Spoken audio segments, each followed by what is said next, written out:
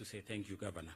And so we want to stand to sing a song in order to invite His Grace to minister to us. The song is 118.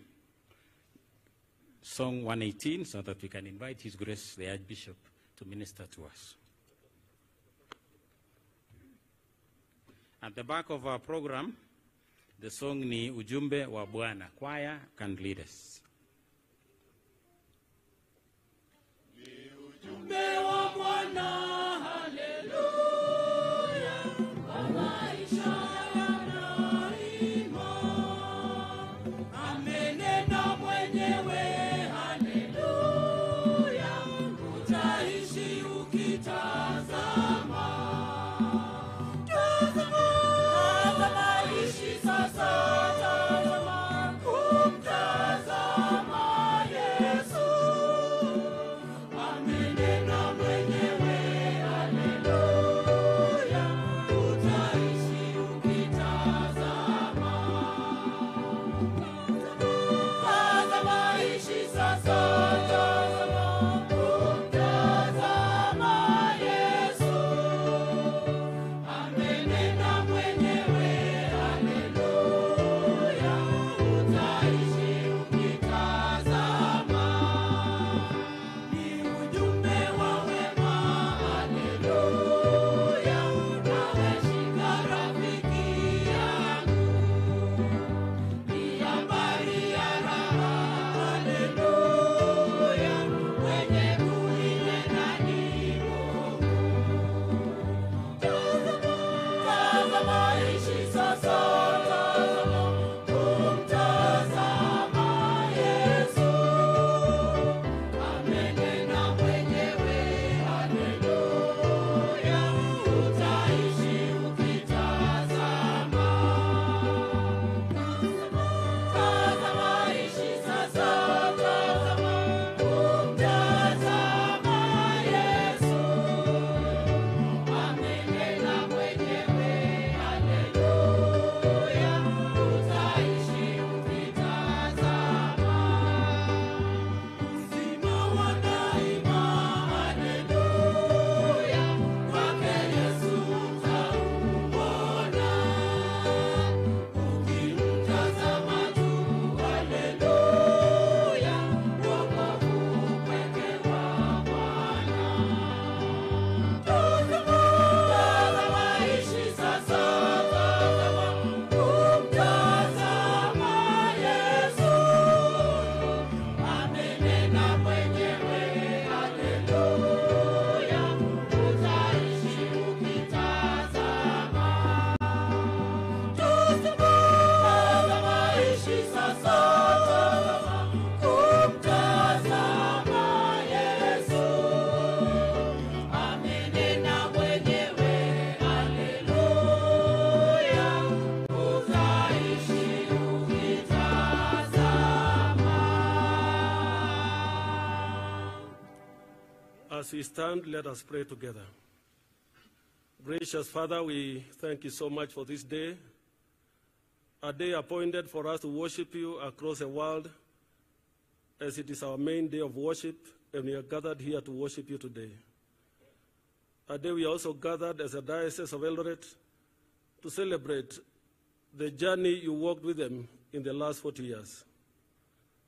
A journey, O God, that has seen the growth and the strides the diocese has made since then. We celebrate you, our God, for you have been their Ebenezer. This far you have brought them.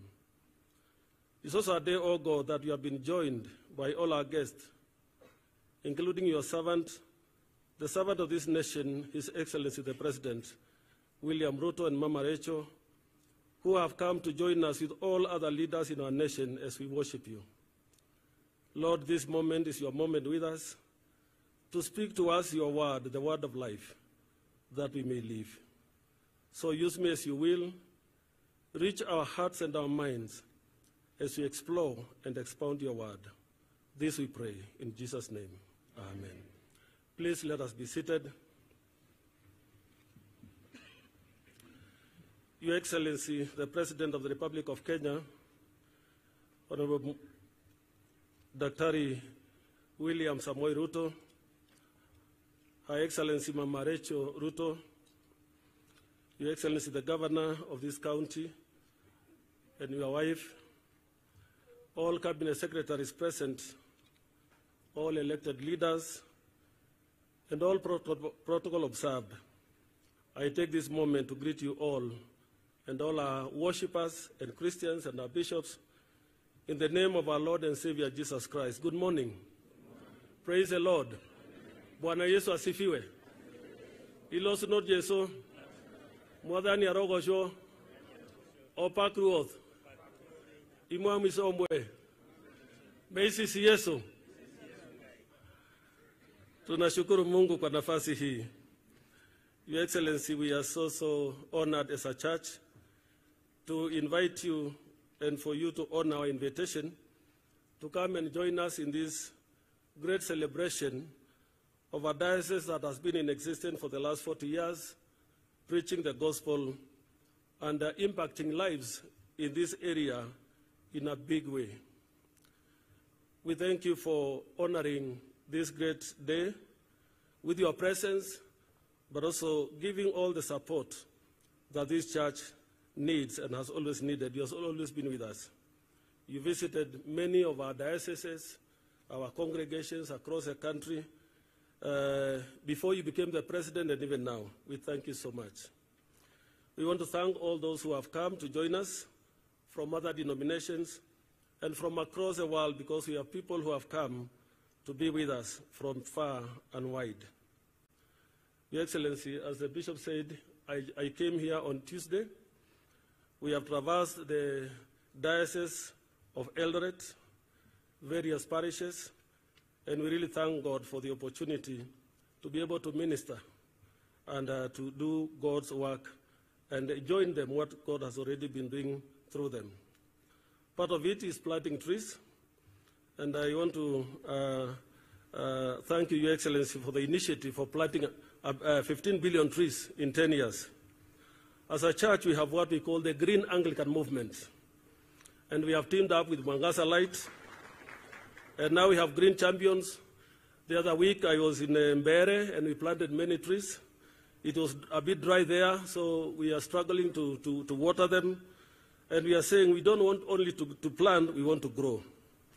And so far, the Anglican Church has planted 3 million trees.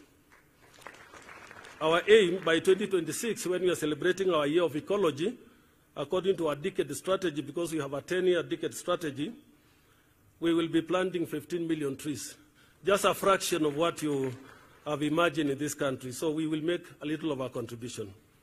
We have adopted sections of the forest in this country. One of them is Ngong Forest. We have a section dedicated for the Anglican Church to grow trees, and we thank the Kenya Forest Department, and we are working very, very closely with other regions so that we can be able to participate in bettering the ecology and our environment.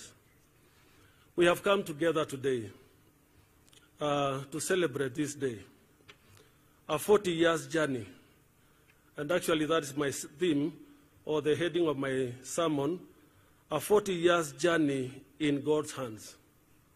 40 years journey in God's hands. 40 years, and the number 40 is very, very critical in the Bible, and I can mention a few. But let me say 40 years or 40 days, because it is mentioned 40 years or 40 days, is time long enough to stretch to the limits. Time long enough to stretch to the limits, either to break or to survive. When God was angry with humanity in the time of Noah, he poured torrential rains for 40 days and 40 nights, and it ravaged the whole environment, and destruction happened apart from Noah and his family, who adhered to God's will, and they made the Safina. 40 days.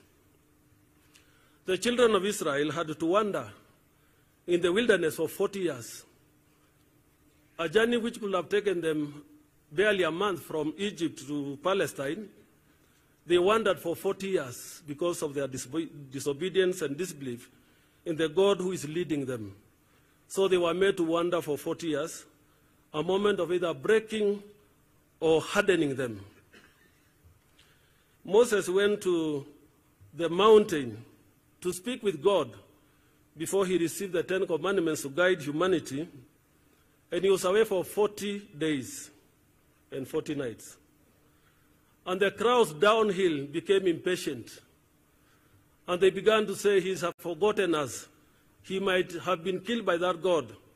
Let us make our own God."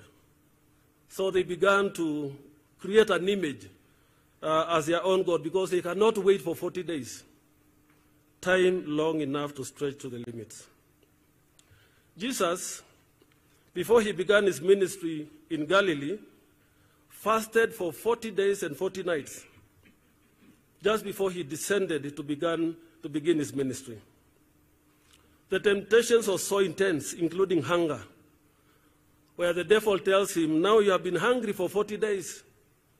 Why don't you turn these stones into bread and we see and believe you are the Son of God?"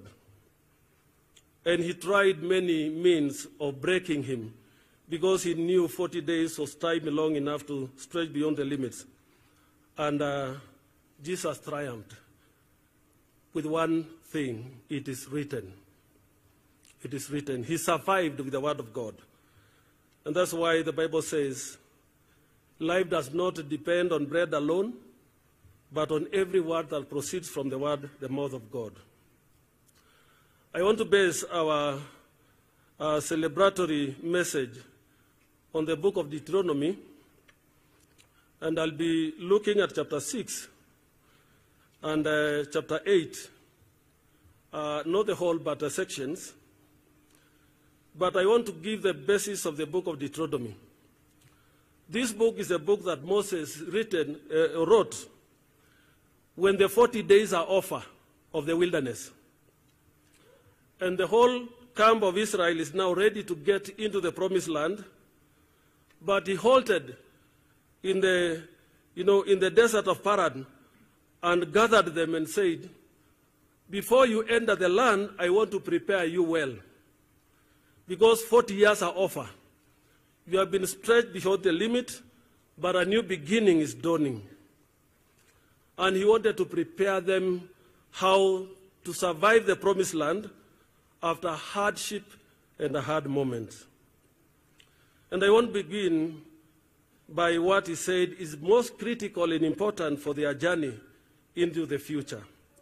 Chapter 6, verse 4 to 9, we read these words: "Hear, O Israel, the Lord is our God. The Lord is one, not two. You shall love the Lord your God with all your hearts, and with all your soul, and with all your might. Keep these words that I am commanding you today in your heart. Recite them to your children, and talk about them when you are at home and when you are away, when you lie down and when you rise up. Bind them as a sign of your hand on your hand. Fix them as an emblem on your foreheads, and write them on the doorposts of your houses and on your gates." The basis of our Christian faith is to experience the love of God and to reciprocate that very love by loving him. So the denominator is, how do we define love? When the disciples were questioning Jesus about many things of his teachings and the kingdom, they asked one question: "Lord, if all these 10 commandments given by Moses become hard for us to believe in them and to keep them, which is the most important, that if we keep that one, we shall be safe?" And the Lord says, the one that summarizes the 10 commandments, he drew from these words: "Love your God with all your heart, all your soul, all your mind, all your might. Then love your neighbor as you love yourself." So he says, love is the foundation of all other commandments. For if you love, you will not kill. If you love, you will not bear false witness. If you love, you will care about your parents. If you love, you will honor God. If you love, you will not harm others. So it becomes easier for one to keep the commandment if the driving force is love. And that's why the Bible says, love your God as yourself. And the Bible says, this is the basis. The Israelites developed this into a great theme which became their rallying call and their call to worship, and they called it Shema. Shema in Hebrew is those words you announce so that people know who you are worshiping, like the way the Muslim say aloud, Allahu Akbar. So the Jews used to cry aloud in their language and say, the Lord our God is one. I shall love my God with all my heart, with all my soul, with all my might, and I will also love my neighbors. So they were reminded as you get into the promised land, the way to go is the way of love. The way to thrive is through love, where you can all care for one another. For love is not the word that we say, it is the action that accompany, the care giving, the protection, the caring about today and tomorrow, how we bring up our children. And the Bible says, when you have cared enough, then these words must be taught to generations to come. Your children, put them on the wrist of their hands, put in their foreheads, talk to them when they go out. Even when you are far away, talk about it. When you come in, when you lie down, when you rise up, fix on the doorsteps and put it in your gates so that people will know what God's teaching are all about. Chapter 8 of Deuteronomy, from verse 11, now he began to prepare a nation that was coming out of slavery, a nation that has never owned property, a nation that has never known freedom, a nation that has never known to manage their own public affairs.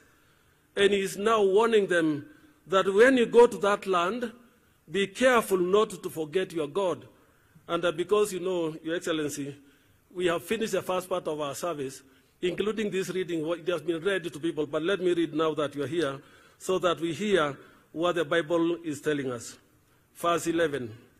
Take care that you do not forget the Lord your God by failing to keep his commandments, his ordinances, and his statutes. When I am commanding you today, which I am commanding you today, when you have eaten your fill, and have built fine houses, and lived in them, and when your herds and your flock have multiplied, and your silver and your gold is multiplied, and all that you have is multiplied, then do not exalt yourself, forgetting the Lord your God, who brought you out of the land of Egypt, out of the house of slavery, who led you through the great and terrible wilderness, and aided you through the arid wastelands with poisonous snakes and scorpions. He made water for you from a flint rock, and fed you with manna in the wilderness. And your ancestors, humble yourself, so that you do not exalt yourself and say, my power and my might, or my own hands have gotten me this wealth and where I am. But remember the Lord your God. It is he who gives you power to get wealth, and it is he who enables you to confirm his covenant with you. What the word is asking us today is, in the moment we have, because we are all passing by, let us follow his commandments. Let us work hard knowing it is the Lord who has given us what we have. It is the Lord who has walked the diocese of Eldoret these 40 years. Whatever bishop you have, whatever has been created, whatever imagination has been, let our hearts never rise and think it is us who made it. If we send our minds back to the very beginnings of this diocese, when Bishop Alexander Kipsang Muge, the Lord rest his soul, began it, it covered the whole area up to Lodwar, Lokichogyo, all the way to West Pokot, what is Eldoret now, in Kitale, and Wasingishu and Nandi. The diocese did not have resources, but he had a great vision and great imaginations.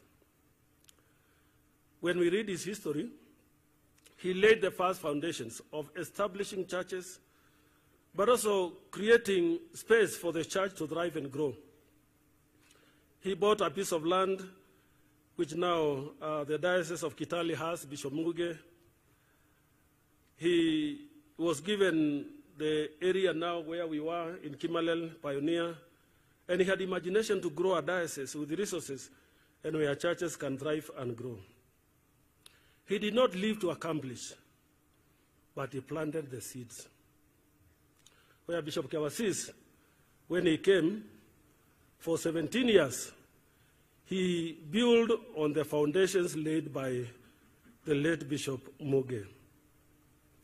Those foundations became stronger, and when Bishop Kogo came, he established on them.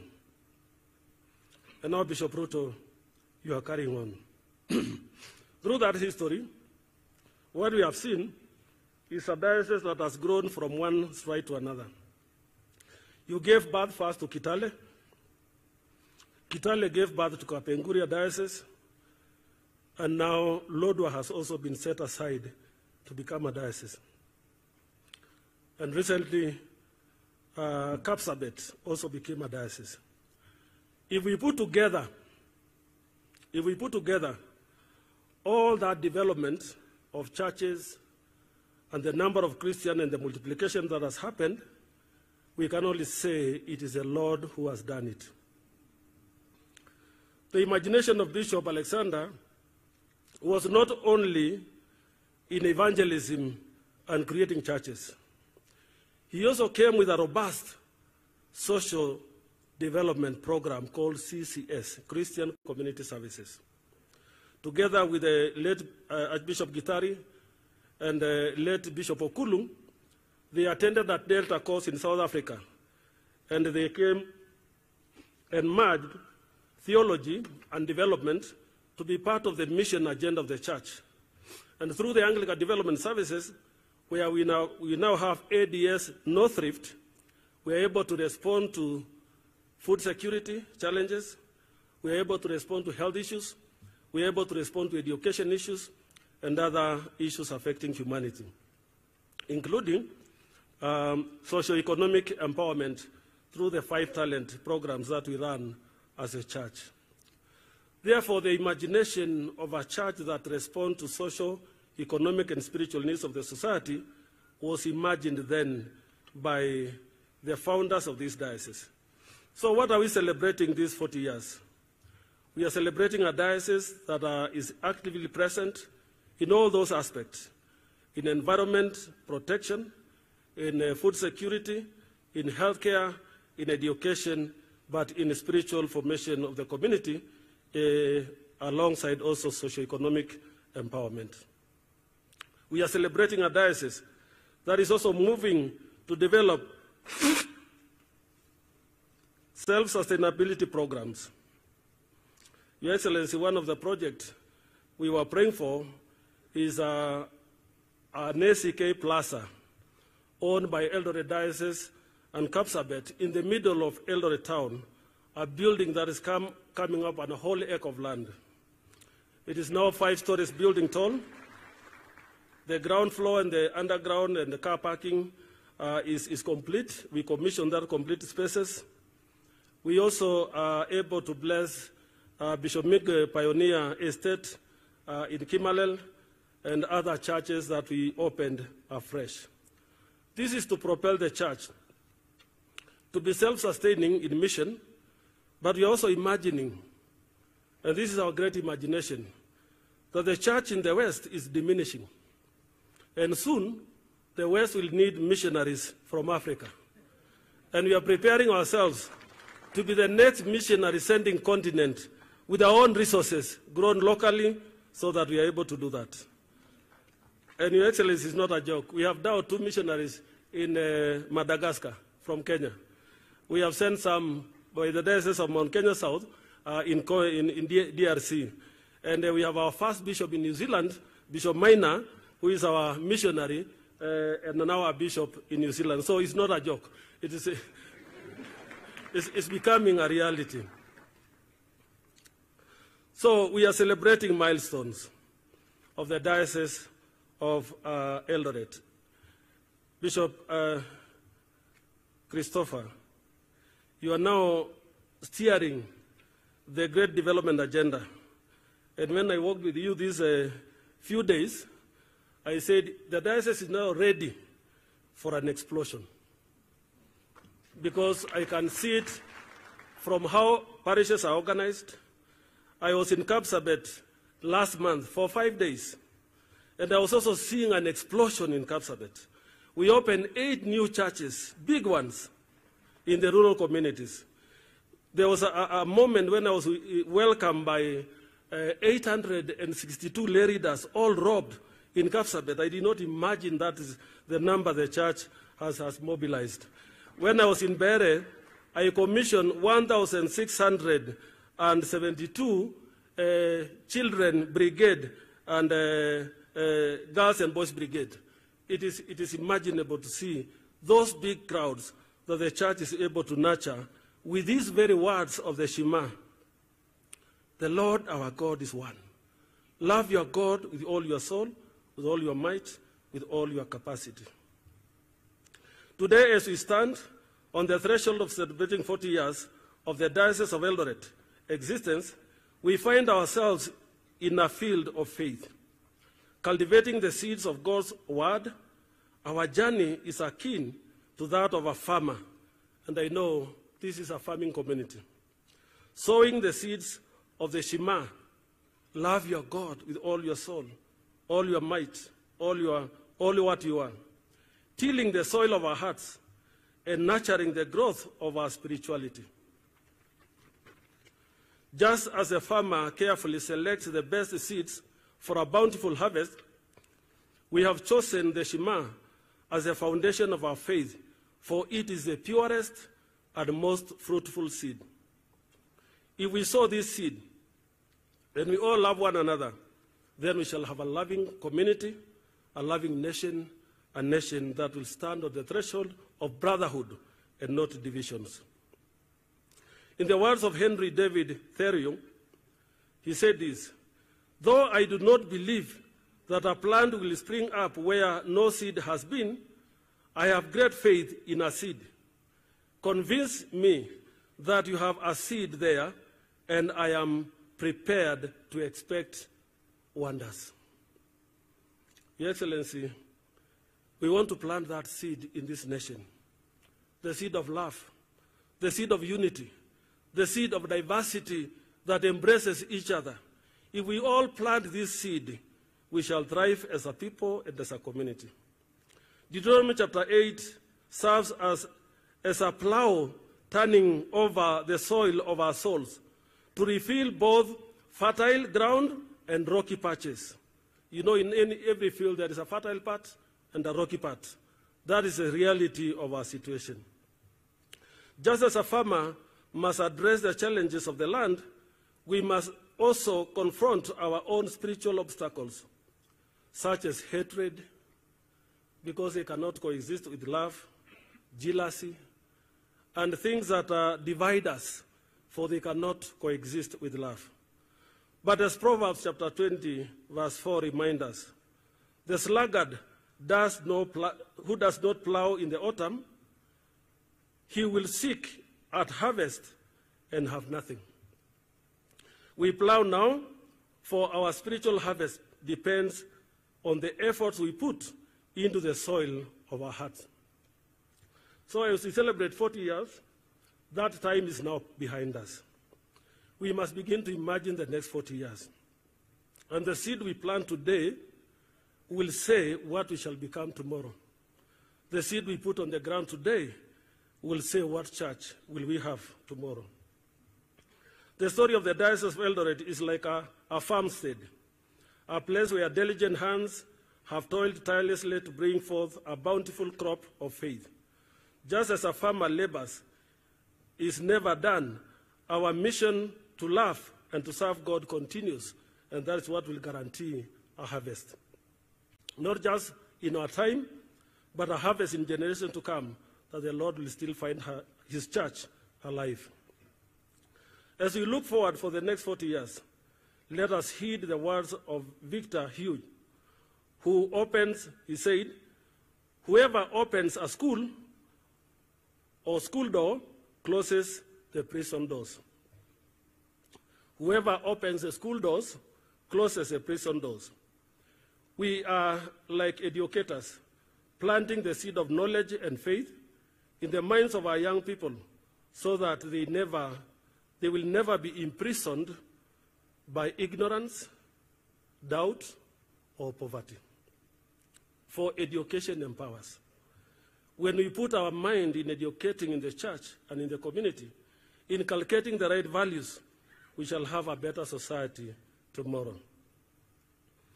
In closing, let us remember the wisdom of the Chinese proverb. When you drink from the stream, remember the spring. Remember the spring we have sipped from. And our stream is we have sipped from the spring of God's blessings for the last 40 years. We must never forget the divine spring for which it flows. Lastly, as we carry our hearts to God, let us also remember the words of C.S. Lewis. This is one of the best Christian apologetic or defenders of the Christian faith. And he said this: hardship often prepares an ordinary person for extraordinary destiny. Hardship. Your Excellency, this resonates with the situation Kenya is today. You have come to this country at a time where the economy has been affected by external pressures and also internal pressures. And I know you are every day thinking about how do we come out of this. It is in your heart, it is in your energy, we see it every day. But remember, John C. Mason also said, leaders are not born, neither are they made. None of us is born a leader or made a leader. You know, I had a problem understanding what he was trying to say. But this is what he said. Leaders are summoned by circumstances. Whoever step out and address the most immediate need and change it for better naturally becomes a leader. So, and all leaders are made by hard moments and hard times. If you go down into history, every renowned leader was made out of hard moments. So we pray for you and pray for the nation. And be assured this is one church that does not even have the luxury of not praying for the nation because it is in our liturgy.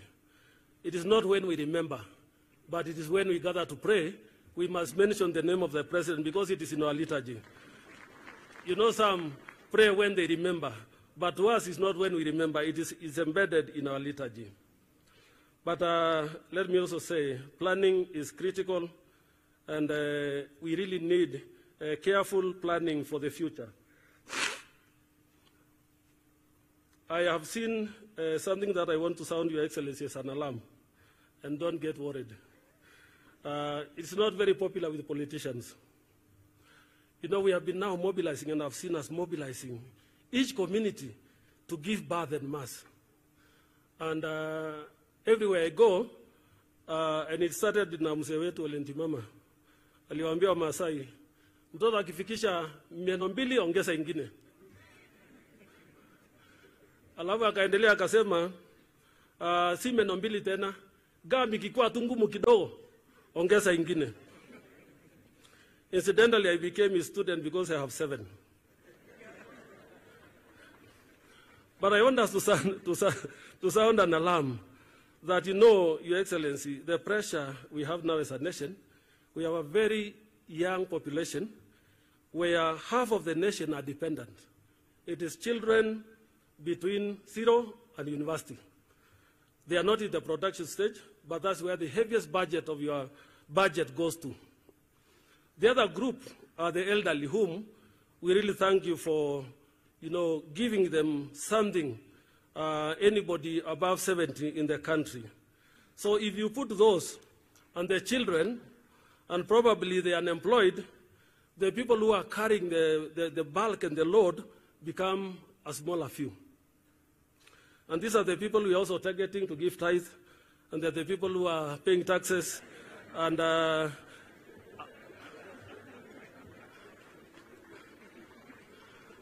if we continue adding more children, we shall have more dependents who will have a heavier part of your budget, which now, education is carrying the heaviest part of the budget, healthcare is carrying the heaviest part of the budget. So I think we need to begin a crusade, wasipitishe waine, so that we are able to manage in posterity. I know for politicians, numbers is what we want, but we also need numbers that are manageable and numbers that can be able to be planned within the resources that we have. May the Lord bless us together, and may God bless the Diocese of Eldoret as we continue to celebrate the 40th anniversary. Asanteni, Bwana wabariki, tuombe. Tusema asante Baba wa rehema kwa nafasi hii. Umetupa tujumuike kusherekea kazi na maendeleo ya uaskofu wa Eldoret, na kusherekea amani uliotupa katika nchi yetu, na kusherekea maisha ya kila mmoja wetu. Mungu, angazia maisha yetu iliyo mbele, utubariki, kutuhifadhi na kutuongoza panapo uwepo wapo. Haya yote tuomba kwa imani kwa Yesu Kristo Bwana wetu. Amen.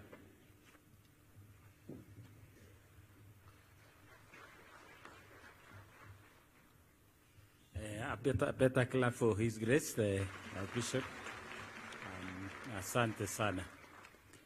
While His Grace was mentioning missionaries away from Kenya, we have about 5 missionaries, as it were, in the city of Seattle. One of our clergy, Reverend Daudi, is very busy actually gathering and mastering many Christians there. And they are among those who received the new bishop of the region just about 2 weeks ago. We have also one Reverend Moses Kai from the Diocese of Kitale. We have Dr. Mary Nyandoro in California, among others. Surely we are becoming missionaries. Hallelujah. So we pray that the Lord bless us. So we want now to stand so that we can receive the offertory. Sorry, we may sit. Let me ask the choir of, I think, St. Andrews to sing for us as we receive our offertory. Usually offerings are a response to the word of God when we hear it. So, Karibuni choir of St. Andrews. Thank you, Bishop.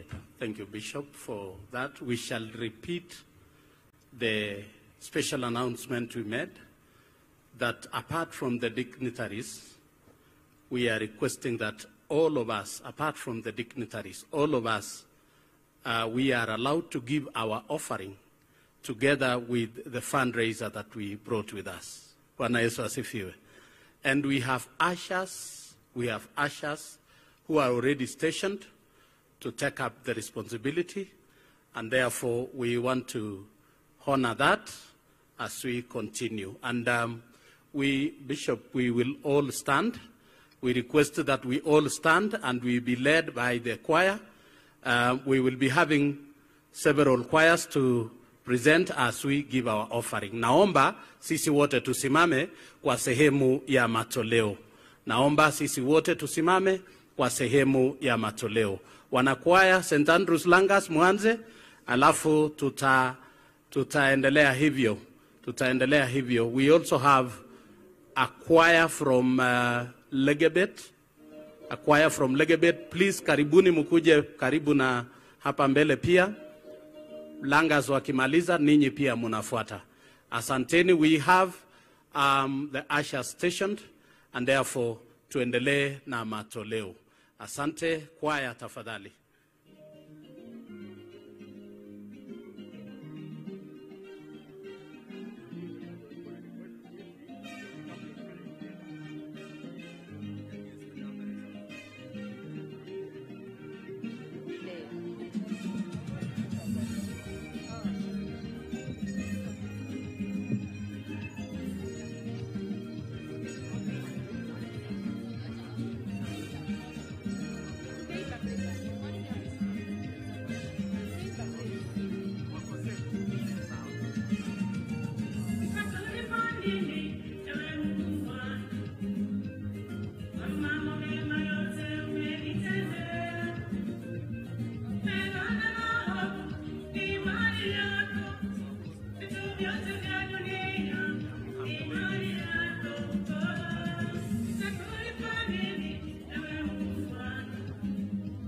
Asante. Vile tunatoa hivyo, naomba sasa tuketi. Tunaweza keti. Tunaweza keti.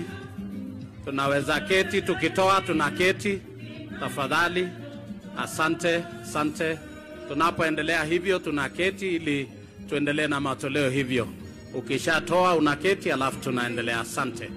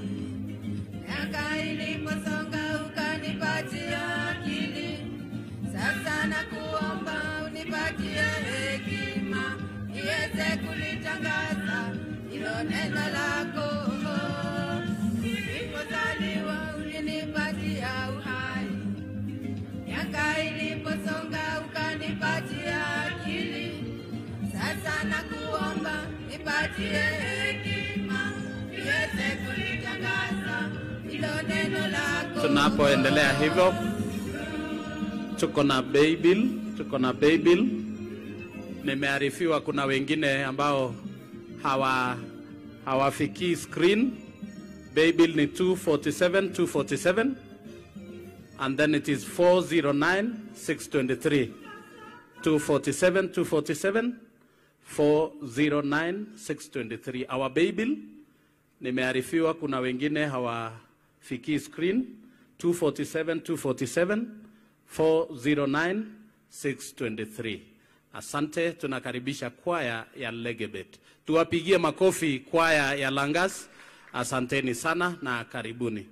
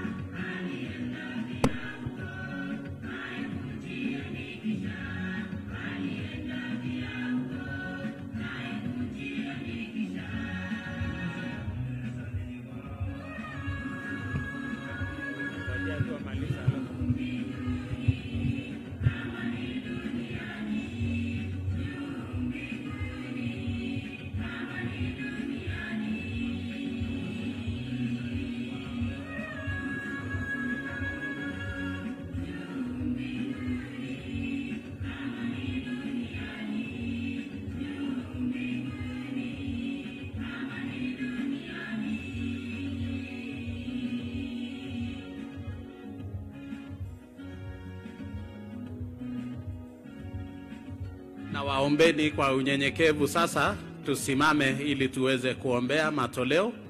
Naomba kwa unyenyekevu tusimameni wote ili tuweze kuombea matoleo. Na tuombe. Tukushukuru wewe Mungu kwa baraka ya kupata nafasi ya kutoa na kushukuru. Kila siku mapya ni mapenzi yako, nina nafasi moja ya kushukuru Mungu. Na leo hii tunaposherehekea miaka 40, tukushukuru wewe Mungu kwa taifa letu la Kenya, kwa zaidi ya miaka 60 ya taifa letu, kwa zaidi ya pia miaka 40 ya uaskofu wa Eldoret, viongozi waliotangulia na walioko sasa. Na kwa taifa letu lote, kila mmoja anapokutana katika mahali madhabahu yoyote ile na kutoa saka zake, tutambue kwamba vitu vyote vyema vyatoka kwako Mungu. Kutokana na vilivyo vyako. Asanteni Ashas, asanteni Ashas. Thank you. Naomba tuketi. Na Your Excellency the President, nitaomba kwa unyenyekevu pamoja na Archbishop wetu na wote kwa pamoja tuelekeze sasa macho yetu kwenye runinga zetu kutuonyesha tu safari fupi ya miaka 40 tangu askofu wa Eldoret ulipobuniwa, kwa ufupi sana. Na niombe wakati huo wanakwaya wako na themed song, the diocesan choir, ninaomba mtakuja kwa taratibu. MC wetu Kitone utusaidie na music director ili wataingia baadaye. Kwa hivyo tunaendelea. Karibuni sana. For 4 decades, the Anglican Church of Kenya, Diocese of Eldoret, has remained a beacon of faith, hope and love to communities living in the North Rift region. Its remarkable story is testament to faithful witness passed on from one generation to the next, and also inspiring more people to yearn to know God at a personal level and live out their faith in their daily lives, sharing with each other the goodness of the Lord. When the Diocese of Nakuru was created, it served the entire Rift Valley region with 6 parishes. Owing to its large size, there were some challenges on reaching out to more people in the vast area. In November 1981, a motion for the split of the diocese was presented, discussed and adopted by the Synod of the Diocese of Nakuru under the leadership of Right Reverend Ladan Kamau. Thus, the ACK Diocese of Eldoret was created in 1983. The Right Reverend Alexander Kipsang Muge became the first bishop of the diocese in 1983.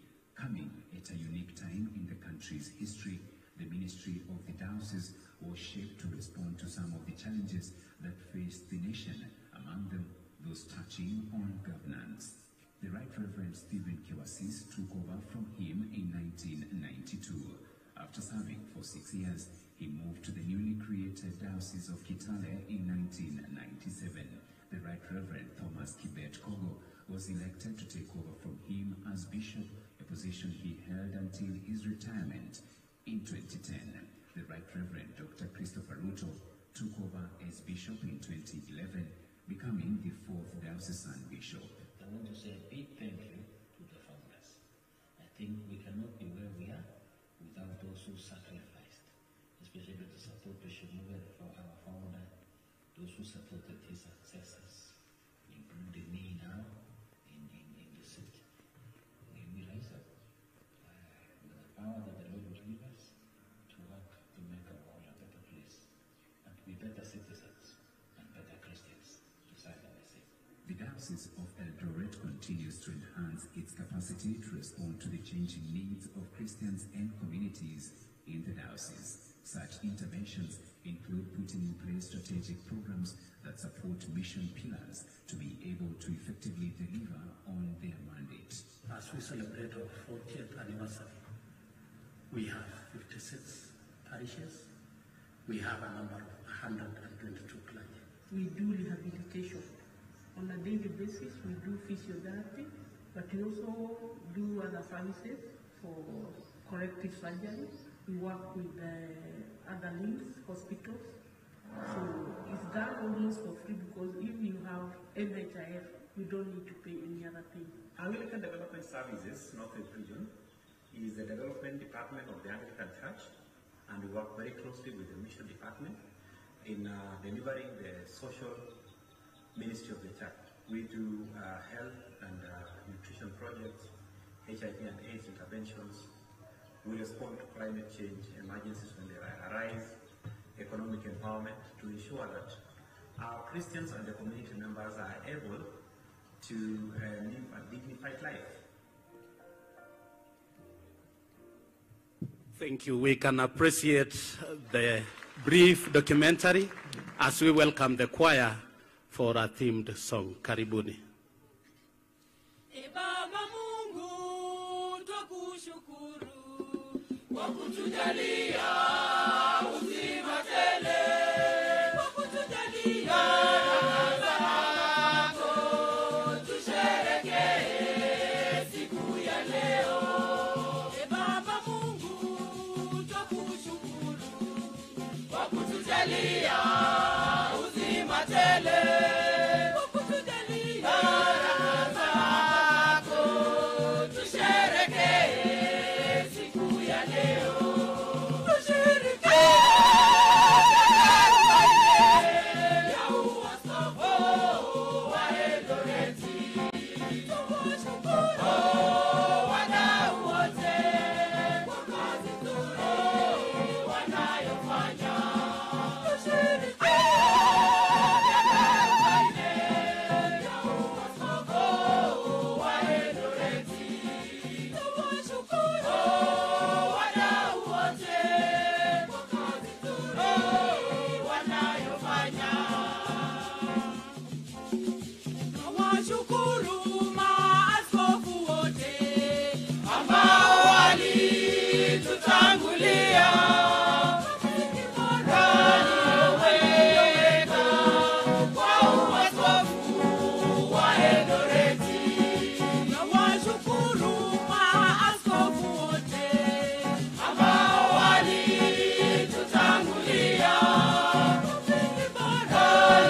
walioweka kwa uaskofu wa Eldoreti.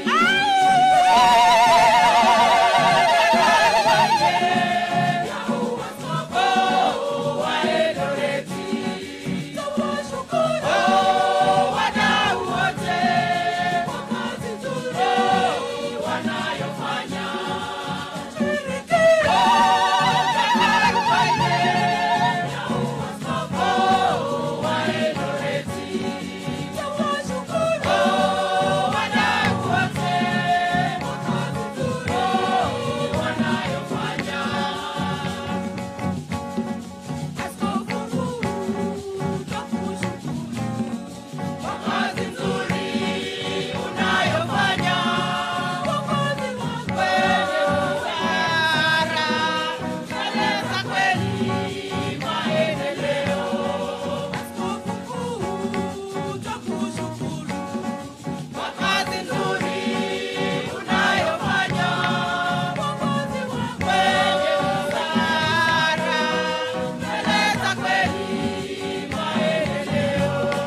Tushirikiane ya uaskofu wa Eldoreti. Tuwashukuru wadau wote kwa kazi nzuri wanayofanya. Tushirikiane ya uaskofu wa Eldoreti. Tuwashukuru wadau wote kwa kazi nzuri wanayofanya. Askofu Ruto twakushukuru kwa kazi nzuri unayofanya kwa kuimarisha msingi wa uaskofu wa Eldoreti. Askofu Ruto twakushukuru kwa kazi nzuri unayofanya kwa kuimarisha msingi wa uaskofu wa Eldoreti. Tushirikiane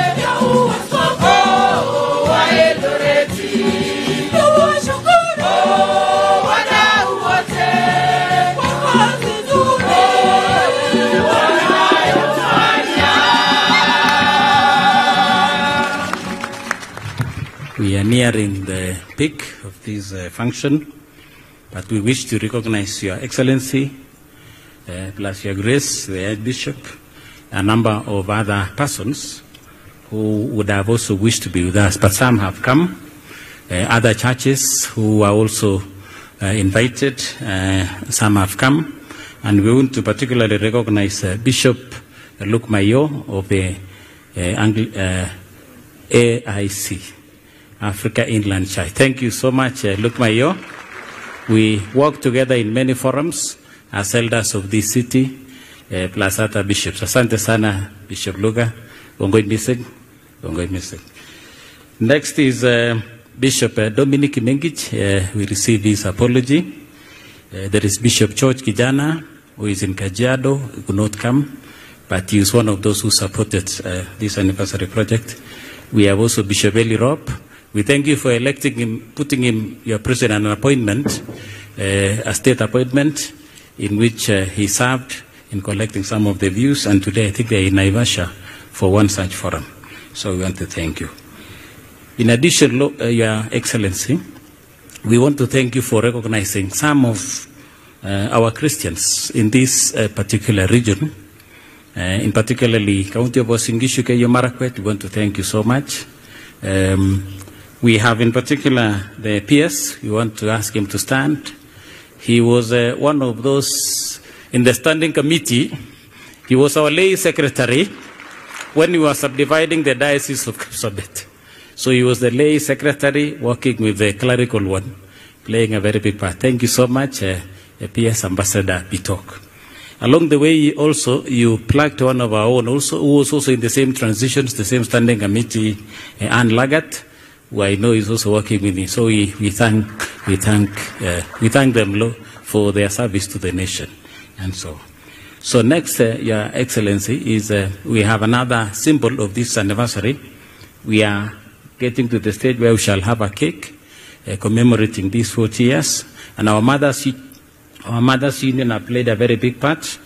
They have been very instrumental in supporting this diocese since 1984, supporting the diocese in many ways. They have a number of projects that they have put up in this town, including housing, and every time our Mama have a very special union among themselves whenever they have a vision or a project to do. So we are inviting them to come.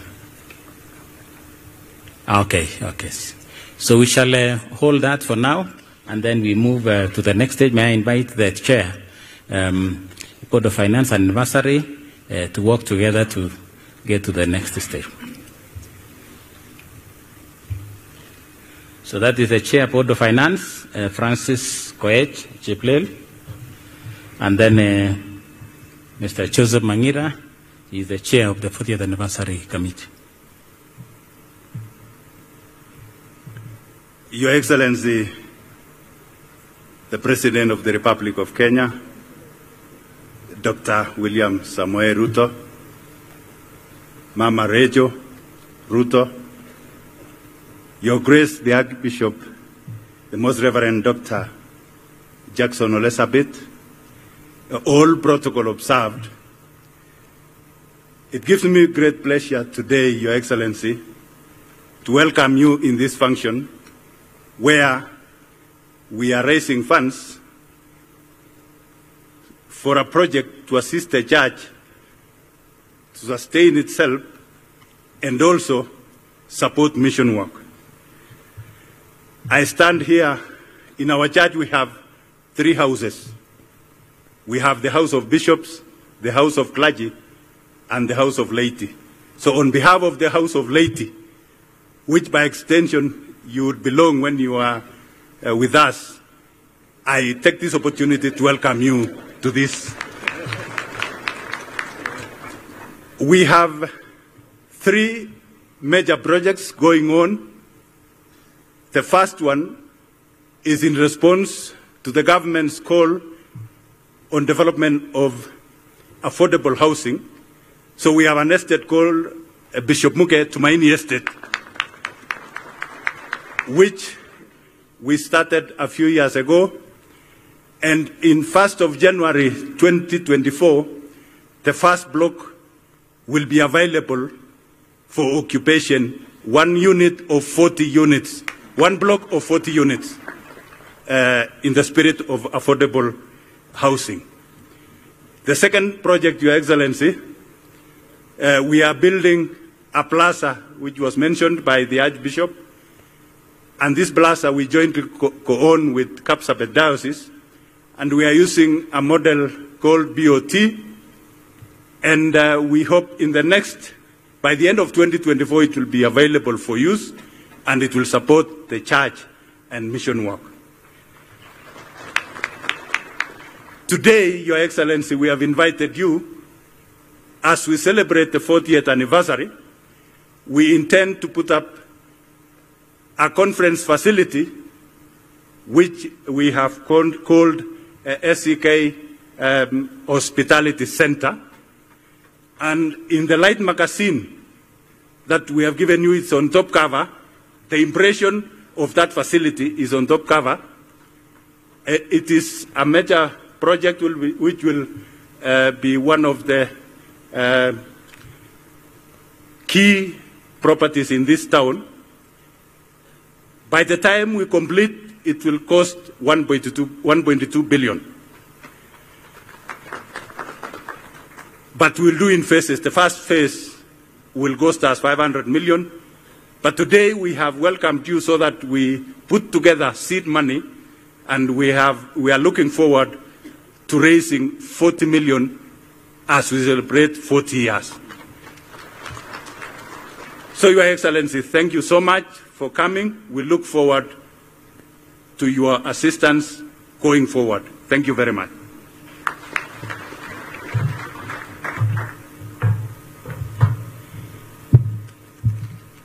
Vote of thanks. His Excellency the President of the Republic of Kenya, the Commander-in-Chief of the Kenya Defence Forces, Dr. William Samoei Ruto, Her Excellency the First Lady, Mama Rachel, His Grace, the Archbishop of the Anglican Church of Kenya, Dr. Jackson Ole Sapit, His Lordship, the Bishop of Eldoret Diocese, Cabinet Secretaries, all protocols observed.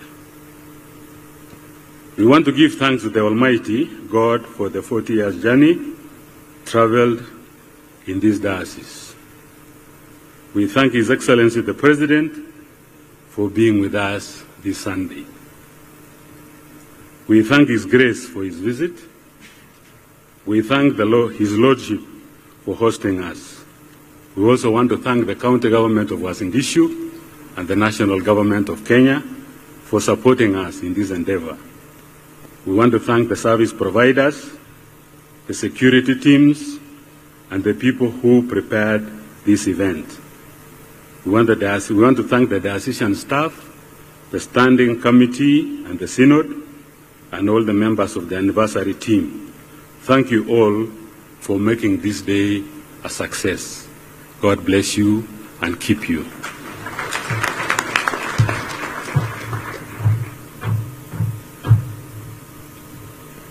Thank you. Up to that point, mutupigie makofi kama kanisa. Tumemaliza sehemu yetu na tunashukuru sana. Kwa hivyo nitakaribisha our State Functions Officer, Mr. Gitonga.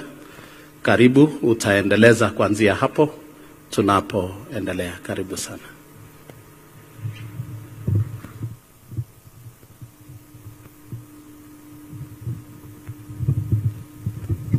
Tuwapigie viongozi wa kanisa makofi tena. Asante sana.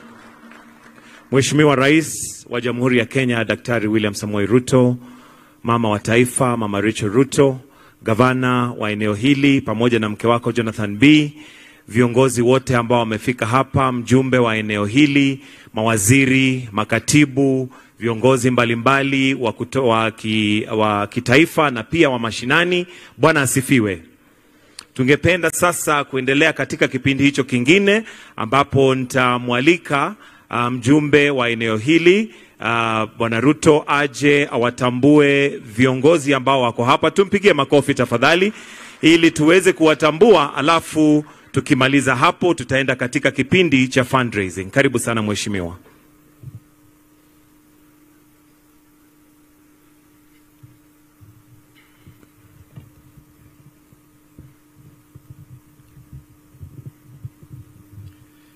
Asante sana.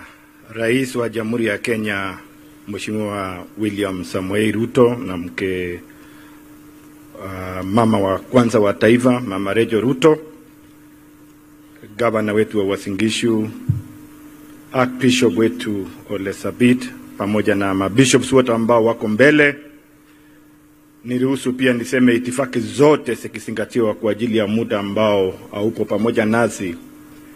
Ningependa kuchukua nafasi kwanza ni wasalimu nyote, niseme Bwana asifiwe.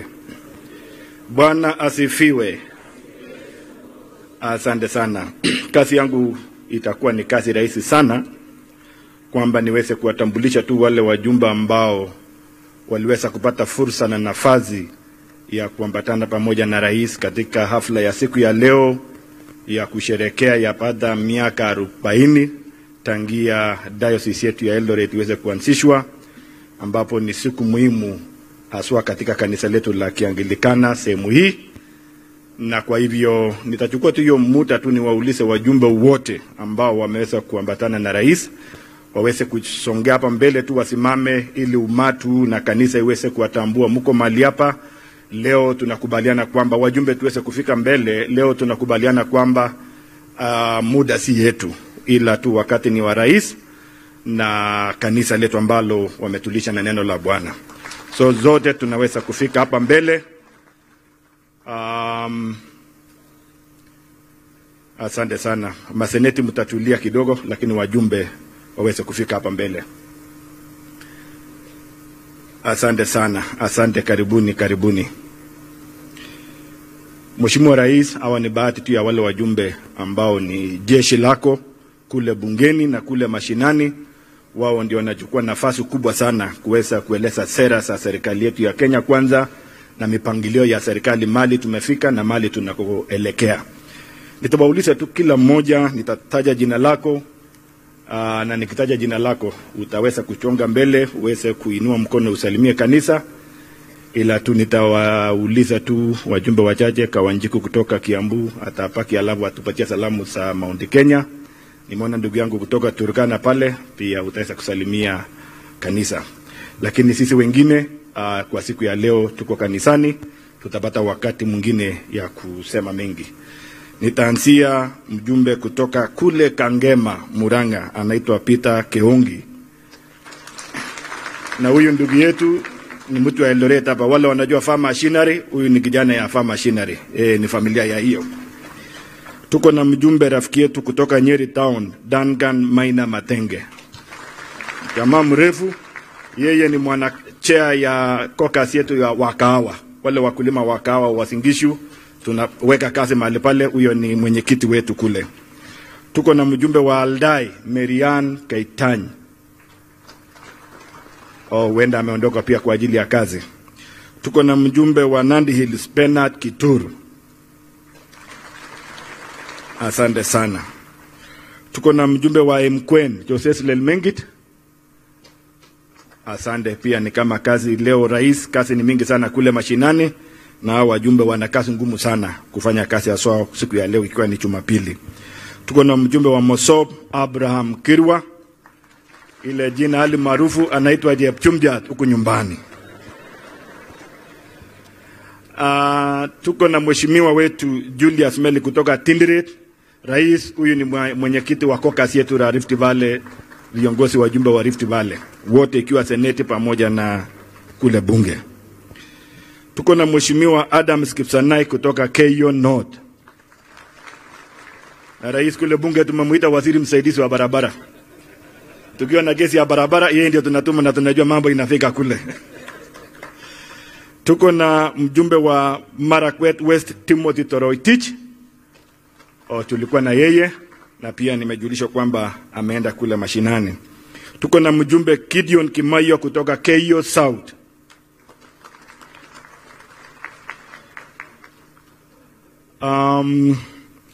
Tuko na mjumbe Caroline Ngelejei, yeye ni mjumbe wa kaunti ya Elgeyo Marakwet ama women rep. Asante sana. Tuko na mjumbe Janet Sitienei. Mheshimiwa Rais, kidogo Janet alipata ajali kidogo hivi majuzi na tunamshukuru Mungu anapata wale wa heri wa afya yake, tunamshukuru Mungu yuko mahali pale. Tuko na mjumbe wa Moiben, Profesa Phyllis Parto. Rais, kaunti yako ya Uasin Gishu inatambua uongozi ya kina mama. Na unaona kwa Kenya nzima Uasin Gishu iliwapa nafasi ya kina mama kuongoza, aswa profesa wetu. Na masuala ya elimu yeye yuko kipaumbele akitusaidia kule bungeni. Tuko na mjumbe wa Kapseret, Oscar Sudi. Na kuna jina lingine ulimpatia rasmi anaitwa Engineer Oscar Sudi, lakini bado hajawasilisha makaratasi yake tujue ni engineer ya nini. Tunataka kujua ni engineer ya nini. Hatujaona makaratasi yake alisomea nini. Tuko na mjumbe wa Soi anaitwa David Kiblaga DK. Speaker, former speaker ya Uasin Gishu. Tuko na mjumbe maalum ambaye anaitwa Wainaina. Yeye ni mjumbe maalum, nominated member of parliament, akisimamia Rift Valley. Asante sana. Basi rais, utaniruhusu toa wajumbe wawili ambao wamesalia mali hapa, ni wapee tu dakika moja tu wafika hapa tupe salamu ya mali wanakotoka. Asante, karibu.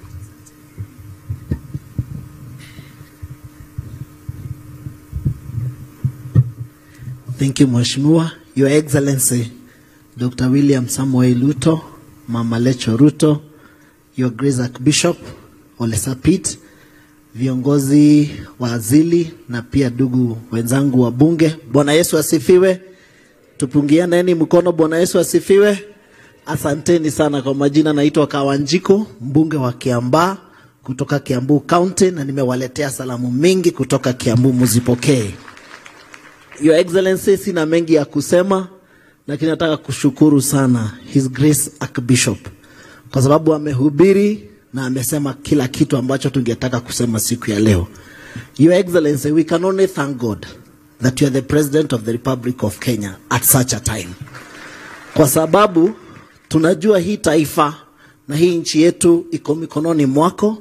We have a lot of hope in your leadership, na sisi kama bunge tumeamua kukushikilia kwa hali na mali, because we know it's only for a such time ambapo mambo imekuwa mingi, uchumi ulikuwa mbaya hata kabla uingie kwa uongozi, lakini ile mikakati mingi ambayo umeiweka tunaiona, na tunajua it's only for a time. Wakati tunaenda kwa shamba, unapanda, unapalilia, wakati wa kuvuna utakapofika, hata Biblia inasema walipokuwa wakipanda walienda wakilia, lakini wakati wa kuvuna ulipofika walivuna kwa furaha. Kwa hivyo kama taifa tuko na hope, na tunajua ni kupanda ya kwamba unapanda, na tuna hakika ya kwamba uchumi wa taifa letu kwa miaka miwili inayokuja utabadilika na maisha yatashuka, kwa sababu jambo ambalo linaloendelea sio kwa sababu yetu peke yetu, lakini ni dunia nzima. Tunakushukuru, tunakuombea, na tutazidi kukushikilia kama wabunge na pia kama wananchi wa taifa letu la Kenya. Asanteni sana na mbarikiwe.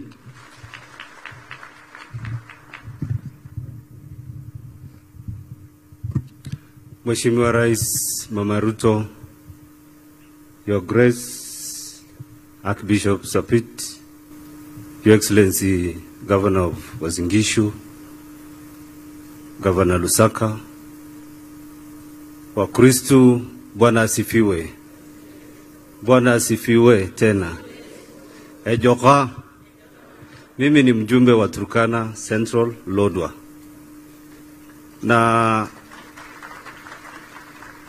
Archbishop Sapit, tunafanya kazi sana na Reverend Kimani sana, na tunashukuru kwa sababu ya diocese ambayo umetenga kuanzisha Lodwar, na sisi tuko kwa mstari wa mbele.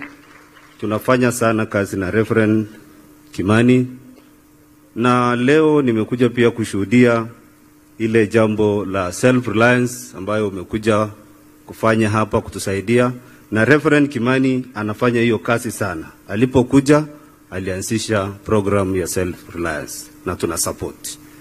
Your Excellency, langu ni kukushukuru kwa sababu you have come to be the president at the right time, and we are in support of your agenda. Your Excellency, sisi juzi uko Lodwar tulisimamisha mkutano ambayo ilikuwa inataka kuleta maneno ya vitendawili, na vitimbi.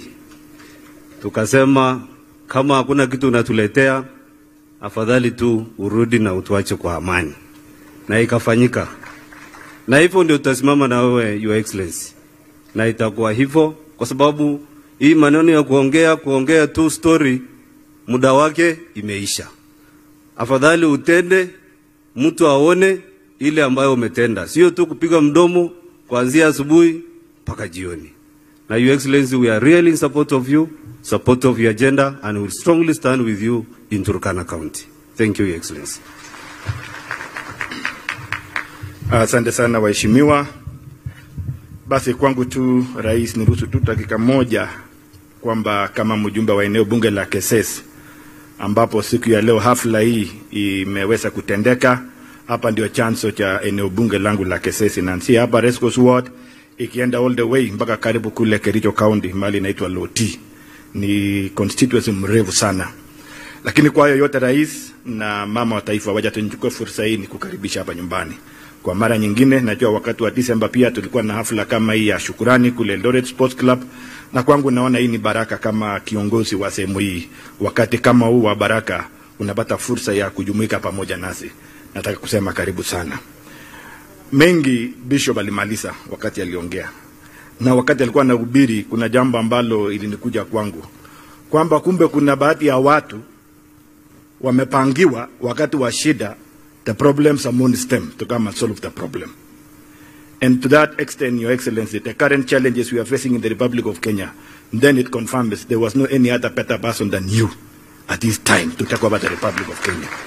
Because the economic turmoils that we are going through, nobody else would manage the way you are steering, and you are giving strong. That even sometimes we ask yourself, where do you get your energies?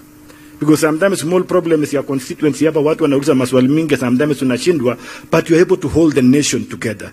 We want to say God bless you. And probably it is because unaheshimu Mungu.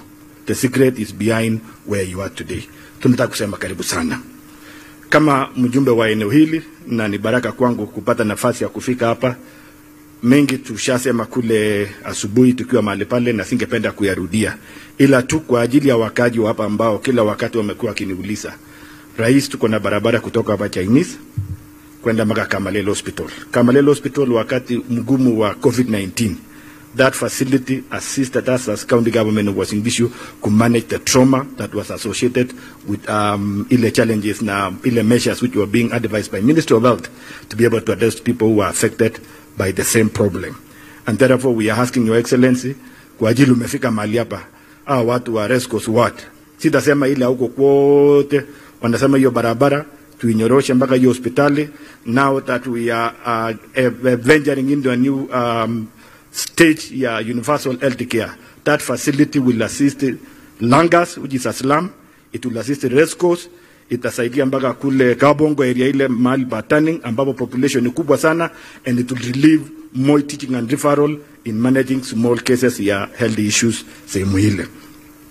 Nataka nikushukuru kwa ile shule yetu ya State Lodge View. Wakati tulikuwa kule State House tuliongea wakati ule. Hiyo ni shule ambalo nilipofika uongozi tukangangana tumeregister. Ni shule iko kwa slum area ya Sekunanga. Na nashukuru kwamba wizara ya elimu tukiongozwa na PS Pelio tumeweka mikakati kwamba hiyo shule iweze kukamilishwa. Kwa kweli ni shule jirani yako, na kila wakati ukiwa nyumbani utapata fursa ya kutembea mahali pale na usalimia watoto wa sehemu ya Sekunanga. We want to say thank you because we are progressing with that. Otherwise, Rais, for many other issues, I know wakulima na wangepata nafasi wangesema maneno ya mahindi, but I know wewe ni mkulima. Ukiwa mahali hapa unaelewa ile changamoto ya wakulima wanapitia, and therefore we cannot reiterate that one. You know, I know you have a solution to the current impending challenges and a way out to this. So kwa hiyo na mengi nitachukua tu fursa hii sasa nimkaribishe senator ya Uasin Gishu pia afike mahali hapa aweze kutuonyesha maleo maseneta wamefika mahali hapa. Mungu akubariki sana na karibu tena Keses, karibu Uasin Gishu. Thank you so much. Your Excellency, the President of the Republic of Kenya, Her Excellency, the First Lady, Mama Rachel Ruto, Your Grace, Archbishop Lesabit, the clergy, na Wakristo wenzangu, Bwana asifiwe. Your Excellency, kwa ruhusa yako niko na maseneta wenzangu, nitawauliza tu wasimame hapa ili pia niwajulishe kwa Wakristo hawa.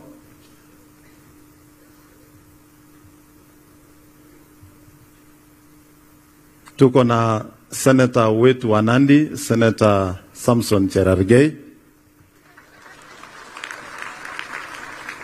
Tuko na Senator wetu wa Trans Nzoia, Senator Alan Chesang.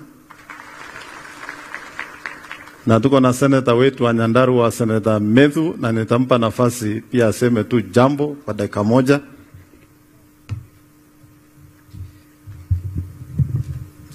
Asante sana Senator hapa, Your Excellency the President of the Republic of Kenya, Your Excellency the First Lady, na ndugu kiongozi wetu mkuu wa kanisa na Wakenya wote wa Eldoret. Bwana Yesu asifiwe.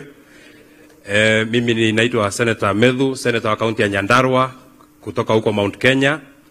Na Your Excellency, mimi sina maneno mengi, nataka kukubaliana na Bishop Ruto na Archbishop Ole Sapit kwa sababu wametueleza mambo ambayo wanataka kufanya ni ya kutusaidia, ama wameweka hata project na wametuonyesha hapa wako na project ya mjengo ili wajenge manyumba. Na wewe mwenyewe pia uko na project ya kujenga manyumba. Na hiyo project yote iko sawa sawa kwa sababu ukisoma Your Excellency, ukisoma John 14, unajua huyu Murkomen anakaa na mimi anaona mimi kama si Mkristo. Mimi ni Mkristo kabisa. Ukisoma John 14 kwa verse fulani ambayo siko sure kabisa ni gani na sitaki niseme ni gani. Iko mahali Yesu amesema yeye ameenda huko mbinguni kujenga manyumba. Na wewe mwenyewe unajenga manyumba. Na Archbishop mwenyewe pia anajenga manyumba. Kwa hivyo manyumba yote ijengwe na itakuwa sawa sawa.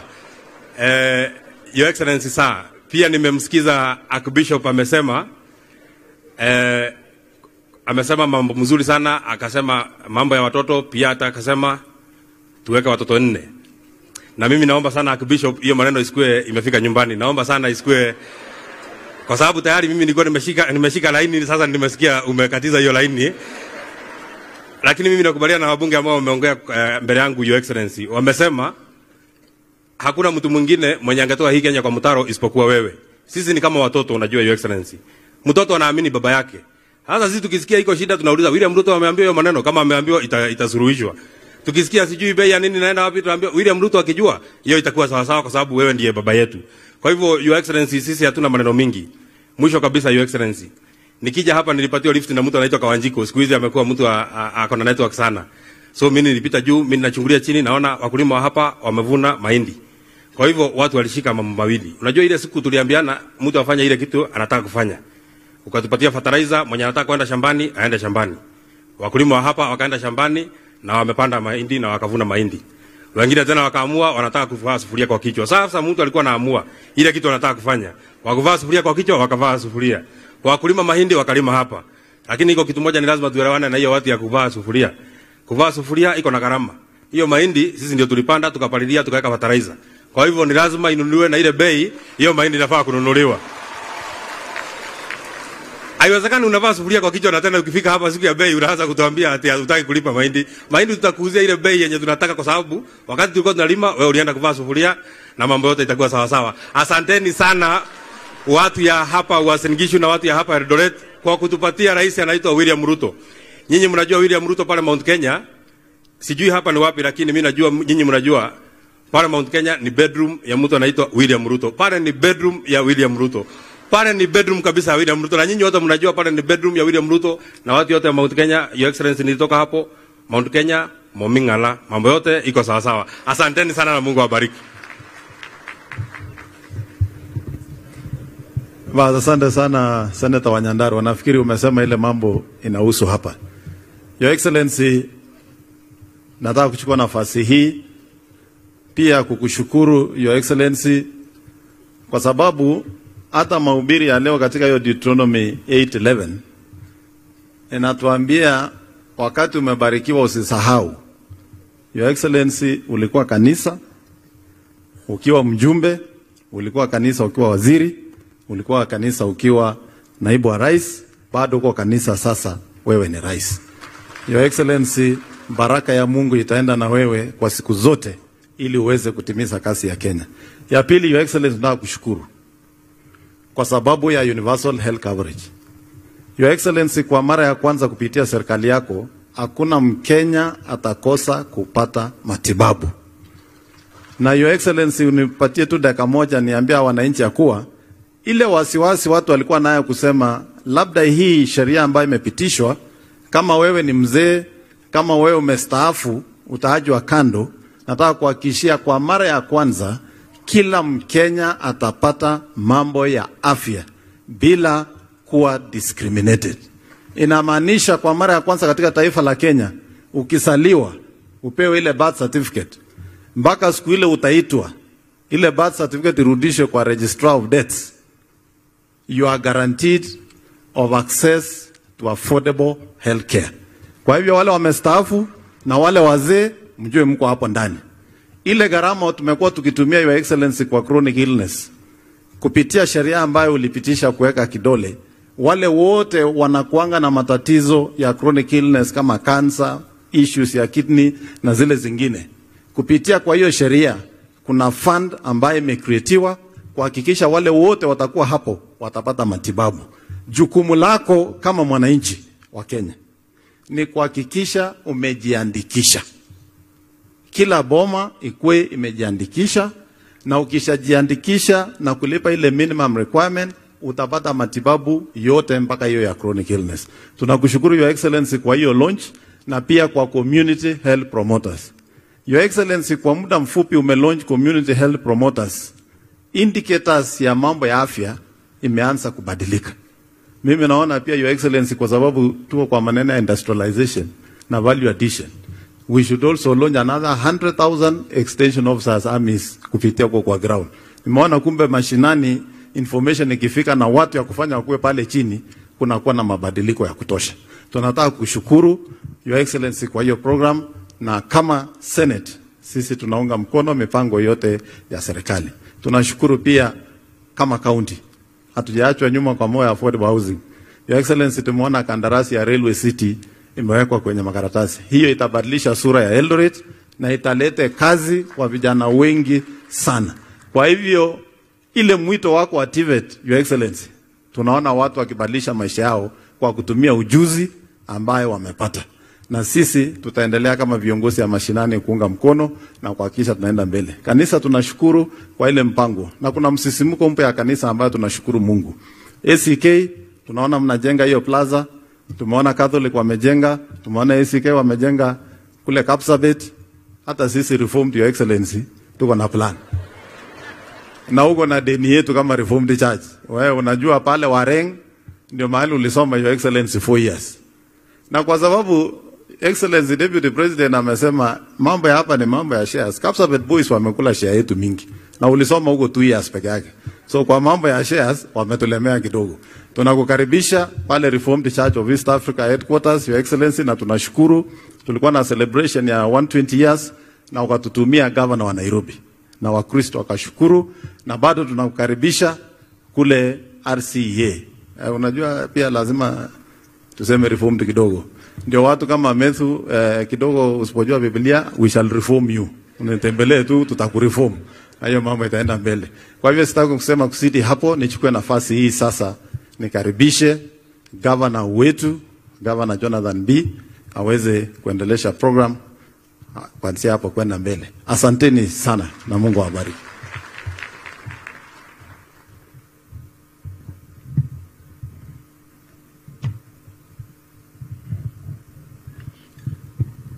Asante sana Senator, Your Excellency the President of the Republic of Kenya, Dr. William Samoei Ruto, na First Lady ya nchi yetu ya Kenya, Mama Rachel, Archbishop wetu na Bishop wote ambao wako hapa, na kanisa la ACK, viongozi wa serikali, mawaziri, wajumbe, senators, wanakwaya na sisi zote.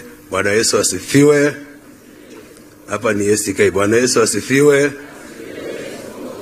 Bas, leo tumefurahi Your Excellency kututembelea. Yangu yatakuwa ni machache sana kuintroduce viongozi ambao kwa hapa, MCS.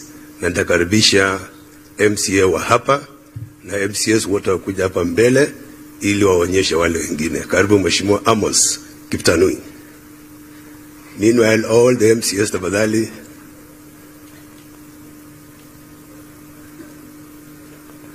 Your Excellency, serikali ya ukatusi sio rahisi hivyo. Sisi ndio tuko mashinani. Karibu dakika moja.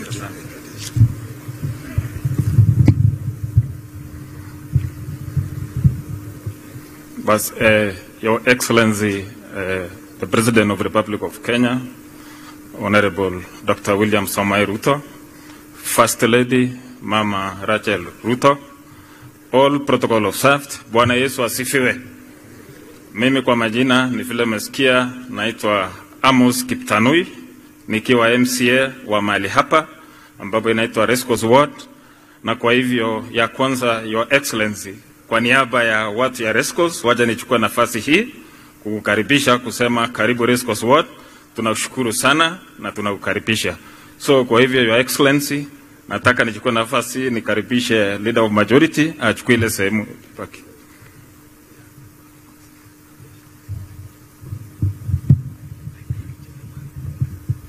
Thank you so much, Your Excellency, sir. I'm going to introduce my members, and without much ado, we have the area MCA, Honorable Amos Kiptanui.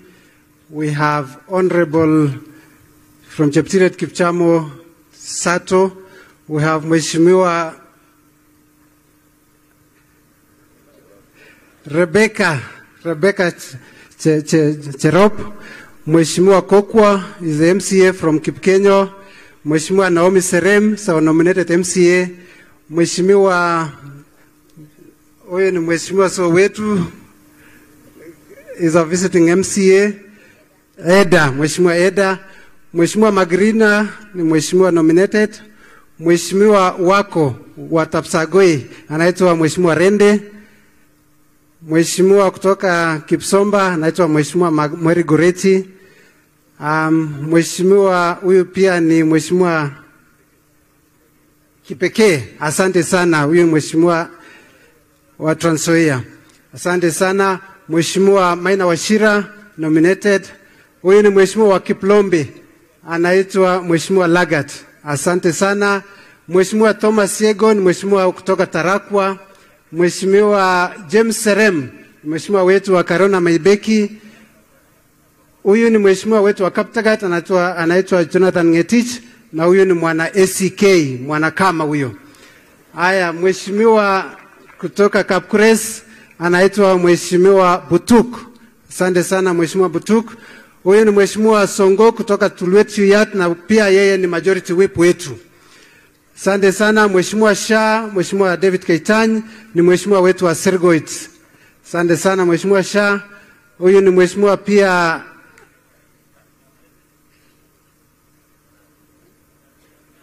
Mheshimiwa Sarbei kutoka Nandi. Asante sana Mheshimiwa. Huyu ni Mheshimiwa wetu wa Tembelio anaitwa Mheshimiwa Evans Kapkea, na huyu ni Mheshimiwa wa Moiben anaitwa Mheshimiwa Hilary Toroitich. Asante sana. Mheshimiwa Rais, huyu ni Mheshimiwa wetu wa Kimumu, ni naibu wa Spika. Mheshimiwa Rais, Spika wetu ako katika safari na ametuma salamu zake. Kwa hivyo karibuni sana. May God bless you. Na mimi naitwa Julia Sang, Leader of Majority, County Assembly of Uasin Gishu. Hiyo ni Mheshimiwa wa Megun Ward kule Kapseret. Your Excellency, pia niko na colleague governors wako hapa. Ningependa pia kwa hiyo mtindo na heshima wakuje mbele wajitambulishe dakika moja moja. Tumeongea na hawa, karibuni sana. Tuko na Governor Sang Nandi. Hawa ni viongozi wa ukatusi, Your Excellency, wanaongoza watu wengi milioni moja na kukuja chini. Bwana Yesu asifiwe. Your Excellency the President, Your Excellency First Lady, Your Grace Archbishop, viongozi wote na waumini, kwanza tunafurahi tumepata nafasi kuja kuungana na kanisa letu la Anglican kucelebrate miaka 40. Sisi kama county ya Nandi na kama diocese ya Kapsabet tumekuja pia nyumbani kwa sababu sisi ni watoto wa diocese hii, na najua hapa tuko na waumini wengi kutoka Kapsabet.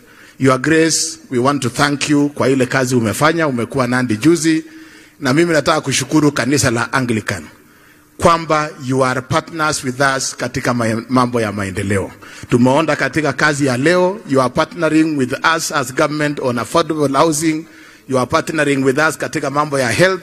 You are partnering with us katika mambo ya environment.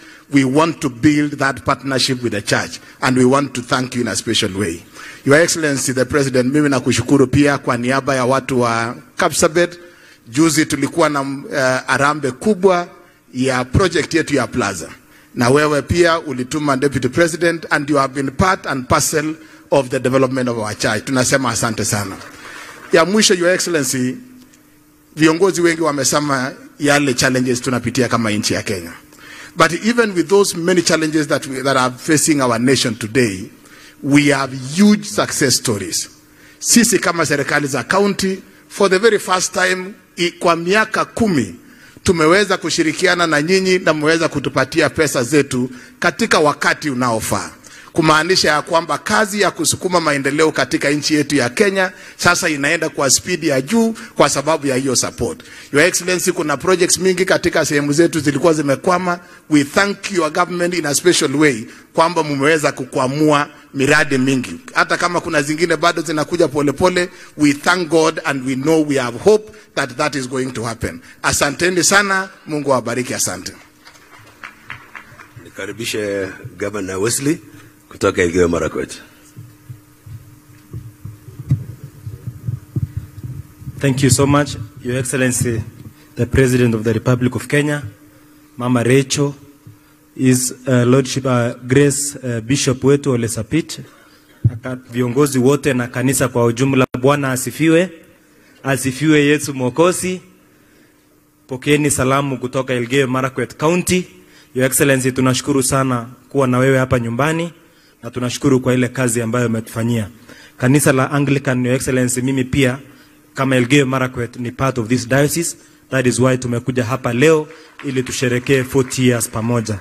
Your Excellency, pia tungependa kushukuru kwa sababu Anglican Church under ADS inafanya kazi mingi, Bishop, huko Elgeyo Marakwet, ikiongozwa pia na mambo ya amani. Pia inafanywa na ADS na tunashukuru sana.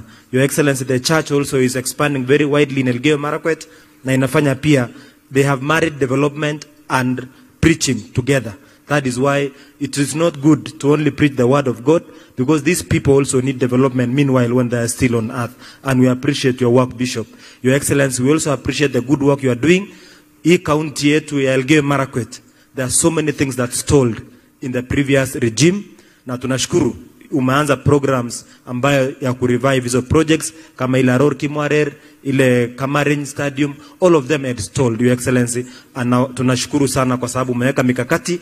Ile kitu ningependa kukuomba, Your Excellency, na kuomba watu wetu ni kwamba uendelee kutushikilia kwa mambo ya ukulima. Uendelee jinsi umefanya. Mbolea has been the wonderful manifestation of your program. Tunaomba ule supplier alituletea mbolea ile quality ya this year, aendelee kuleta the quality of mbolea ili tuendelee kufanya vizuri. Your Excellency, umeambiwa kwa mambo ya mahindi, mimi tu Your Excellency ninge shift kidogo kwa mambo ya maziwa. Umetuongezea bei ya maziwa, imeenda mpaka 50 shillings. Your Excellency, tungependa kuomba endelea kufinya kidogo, uongeza KCC wapate pesa mzuri ili wasaidie, kwa sababu utakuwa unasaidia kila nyumba kwa North Rift, the entire utakuwa una empower the families so that they can also support the work of the church. Your Excellency, kwa ile maneno ya amani, we want to take this opportunity. Mimi ndio nilikuwa na kupigia simu kila wakati kuhusu insecurity, watu wamewawa. Your Excellency, for the last 3 months we have seen relative calm tangu tuweke kambi za jeshi huko Kerio Valley. I have to say it in front of the church ya kwamba tunashukuru, tunataka uendelee kuweka hiyo kaza kamba kabisa ili tutoe hao wakoro wamebaki wachache wale wanatusumbua, ili tuendeleze maendeleo ya eneo hili. Kwa hivyo kwa hayo mengi na kushukuru na kukaribisha huko kwetu Elgeyo Marakwet County, na nakaribisha nyinyi wote mkuje ile county ambayo ni watu wanavunja record. Your Excellency, unajua Wasingishwa hapa kuti moja na Nandi wametunyang'anya jina, lakini juzi jina imerudi kwa kupitia Kiptum. Ameonyesha dunia mzima champions au wengine wamekuwa kijita champions, lakini original ni huko Elgeyo Marakwet. Your Excellency, karibuni sana na Mungu awabariki sana. Asante sana Governor Rotich. Our champions wote wanaishi Wasingishu. Wacha nikaribishe kwa heshima kubwa sana. Nilikuwa nasikia neno emeritus, nilikuwa nafikiri ni ama bishops, kumbe hata governors nao wako nao. Tuko na emeritus speaker hapa, Governor Lusaka from Bungoma. Karibu emeritus. Basi asante sana, Your Excellency, the President of the Republic of Kenya, the First Lady, Mama Rachel, colleague, leaders, my Archbishop. Mheshimiwa Rais, kwa dakika moja, mimi ni Mwanglikana. Kwa hivyo na Archbishop wangu na wote wananijua, niimbe tu wimbo kamoja, one stanza. Twende kwa Yesu mimi nawe njia atonya, tuijue imochuoni na mwenyewe hapa sema njoo, hebu njoo na furaha tutaiona mioyo ikitaka Osana kwako Mwokozi kuonana na milele Bwana asifiwe. Niko kwa syllabus. Basi Mheshimiwa Rais, mimi ni kutoka Bungoma na nimeleta salamu za watu wa Bungoma. Na nikushukuru Mungu kwamba kama haingekuwa yeye sisi wote hatungekuwa hapa. Na mimi nimesimama na Mungu na nikushukuru because you are my political mentor. Umeshika mkono wangu. Nikiangalia mahali nimekaa, karibu shetani afanye nisikae hapo. Lakini Mungu akanirudisha kwa barabara, nikarudi haraka. Mungu alikuwa ananiongoza. But sometimes these things happen so that certain things also happen. Kuna mambo mengi ambayo ulipitia, wengi walipitia, but God was preparing you for greater things. We want to thank you na kuuliza Wakenya kwamba mimi tumewahi kukaa na wewe na ukaniambia tukipangeko hii maneno, tukipangeko vizuri itakuwa sawa sawa. And I know you mean well for this country, and I want to ask Kenyans to give you an opportunity to serve this country. Tuna changamoto nyingi, lakini I know that you have capacity kutengeneza. Sisi kule Bungoma majeshi yako tukiwa na baba wa Roma tuko pamoja. Na niliambia watu huko kwamba mimi ni mfupi lakini anaona mbali. Nikamwambia Mheshimiwa Rais atakuwa William Ruto. Wengine wakaenda wako msituni, Your Excellency. Mimi nikaingia ona mahali nimekaa. Kwa mapenzi ya Mwenyezi Mungu. That's why Mungu akinisaidia mahali huko, Your Excellency, mimi nataka nikuwe tu karibu hapo namna hiyo na kuchangia Mungu. If you stand by God, God will bless you. Nikikaa hapo nilikuwa nasoma Joshua alisema in 24:14-15 that choose for yourselves today whom you will serve. But as for me and my house, we will serve the Lord. Today is a matter of daily choice. Let's choose the Lord. Me, I have chosen the Lord. Na wale wanafikiria nitapata mabaya washindwe katika jina la Yesu. Mungu atanibariki. Asante sana. Thank you very much, Emeritus Lusaka. Your Excellency, kabla sijakaribisha watu wako pia, nisamehe tu kidogo tu, niko na mawaziri wangu hapa. Badala msimame uone tu sura, kwa sababu wewe ni asla kama sisi, unaweza kukutana nao kwa street. Kujeni mbele President na waone pamoja na town manager. Tunaenda kwa city hivi karibuni. Washakuwa tayari, kutangazo tu ni ile tunapewa. Very fast, kama mko mbali mweke tu mkono juu mahali mko. Your Excellency, hao wanajaribu kukuja ni mawaziri, lakini na kama wale wanapitia ni ngumu. Harakisha mara moja. Bas. Huyo mwenye ako mbele ni waziri wa devolution na administration, Elijah Koskei. Huyo mwingine ni waziri wa sports na innovation, ICT, Engineer Lucy Njoroge. Huyo mwingine karibu na yeye ni waziri Lagat wa roads, Engineer Lagat. Huyo wa kwanza huyu ni waziri wa finance, Rogony. Alafu huyo mrefu kuliko sisi wote, huyo anaitwa Kitur, ni manager, ni town chairman, yetu city chairman. Next to him is Sawe, waziri wa kilimo, ng'ombe na nini na samaki. Next to him is county secretary wetu Bwana Bet. Next to him ni waziri wa afya Dr. Serem. Next to Serem is waziri wa trade na cooperatives, anaitwa Engineer Cheruto. Alafu kule mwisho Dr. Janet ni waziri wa tulibadilisha juzi, alikuwa education wa lands. Asanteni sana, Mungu awabariki na mrudi kukaa chini. Your Excellency, waja niseme machache ndio nikaribishe another level. Asante sana. Kwanza ni kujiunga na kanisa kukukaribisha hapa kwa sababu hapa ni nyumbani kwa president. Salamiana haraka haraka. Na mwarakisha, asante sana. Your Excellency, waje niseme tu machache ya kushukuru tu, alafu nikaribishe CS Murkomen, alafu tukaribishe baba wetu hapa ya chama, and then tukukaribishe. Kwanza kama County Government of Uasin Gishu, tunakushukuru sana. Mambo ya shares vile Rigija alisema, sisi tunajua umetuchunga polepole na tunaendelea. Tunataka kushukuru kwa city status. It's just a matter of your signature and you are there. Pili, tunakushukuru kwa sababu ya EBZ yenye tumepata na ile kiwanja ya Kibes ambao tuko ready ku launch. Okay, sorry. Asante sana. Amenikumbusha uko na deputy governor. Kweli niko na deputy governor. Where are you, man? Unajua deputy governor ni mweusi, asipocheka sitajua yeye. Asante sana. Bas, nyorosha mkono juu. Engineer John Barorot. Thank you very much. Sorry. Asante sana. Pole ni kusahau tu kidogo.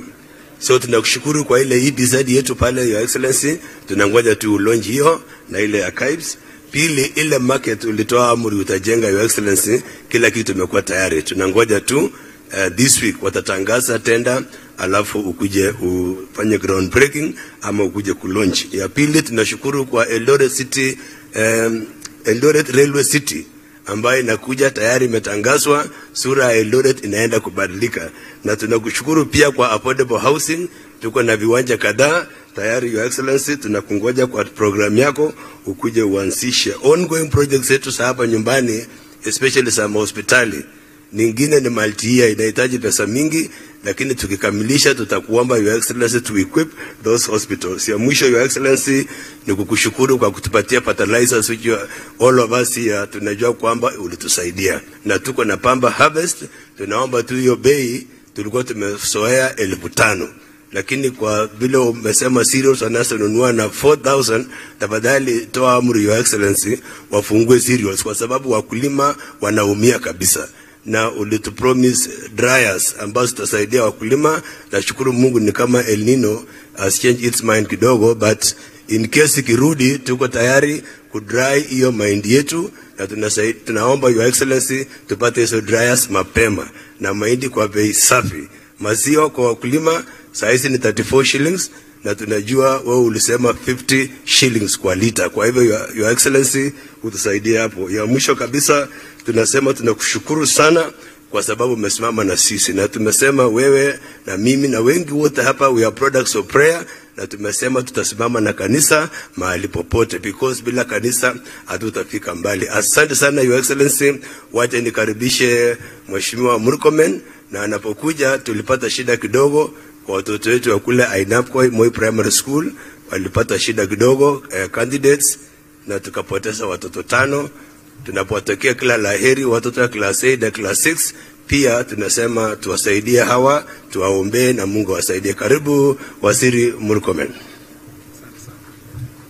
Waziri ya barabara.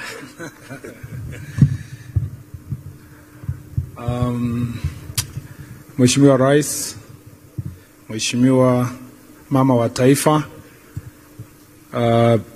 Mheshimiwa Bishop wetu wa Kenya mzima na wa hapa, viongozi wenzangu na Wakristo wote, Bwana asifiwe. Bwana asifiwe. Asante sana. Mheshimiwa Rais, yangu itakuwa machache. Ya kwanza, ningependa kushukuru Mwenyezi Mungu kwa sababu ametuwezesha tuunganike hapa kushukuru na kanisa kwa miaka 40. Kwa kweli mimi ni mmoja ya wale washiriki ambayo hii kanisa inakava kwa nyumbani kwa Elgeyo Marakwet County pamoja na Uasin Gishu. Hii sisi wote tuko katika coverage ya this kanisa, na Bishop Ruto amefanya kazi kubwa. Anglican ilichelewa kukuja huko, so nimeona imepita, imefika Chebiemit, inaendelea kusonga. in a short while tapatikana huko Embo Boot, haijafika Embo Boot bado, na hiyo ni kazi ya evangelism. Number 2, mimi nataka kushukuru Bishop Sapit. Ile ujumbe amehubiri leo ni ujumbe, it's a real sermon.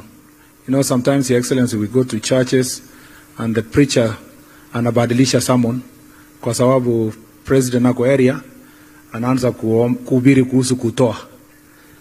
Anawacha ile sermon alikuwa amejipanga, anaanza kutuzungusha kabisa, aseme leo mtoe wote, hata wewe unajua. Lakini leo Bishop ali stick to the sermon he had planned. Now, he read my most favorite passage in the Old Testament. Actually, it is always imprinted in my mind. Deuteronomy chapter 6. Ikisema kwamba kwa nyumbani, it used to be, nikiwa mtoto mdogo, it used to be my father's favorite. Because he used to insist, alikuwa anasema, hakuna siku tutalala kwa hii nyumba, bila tusome na magisoman, alafu lazima tuombe. Alafu anaenda Deuteronomy chapter 6 ya kwamba tembea na neno la Mungu, fungia mkono, fungia kwa roho, weka kwa face, fungia kwa gate. And I wanted to chip in hapo kidogo to Bishop.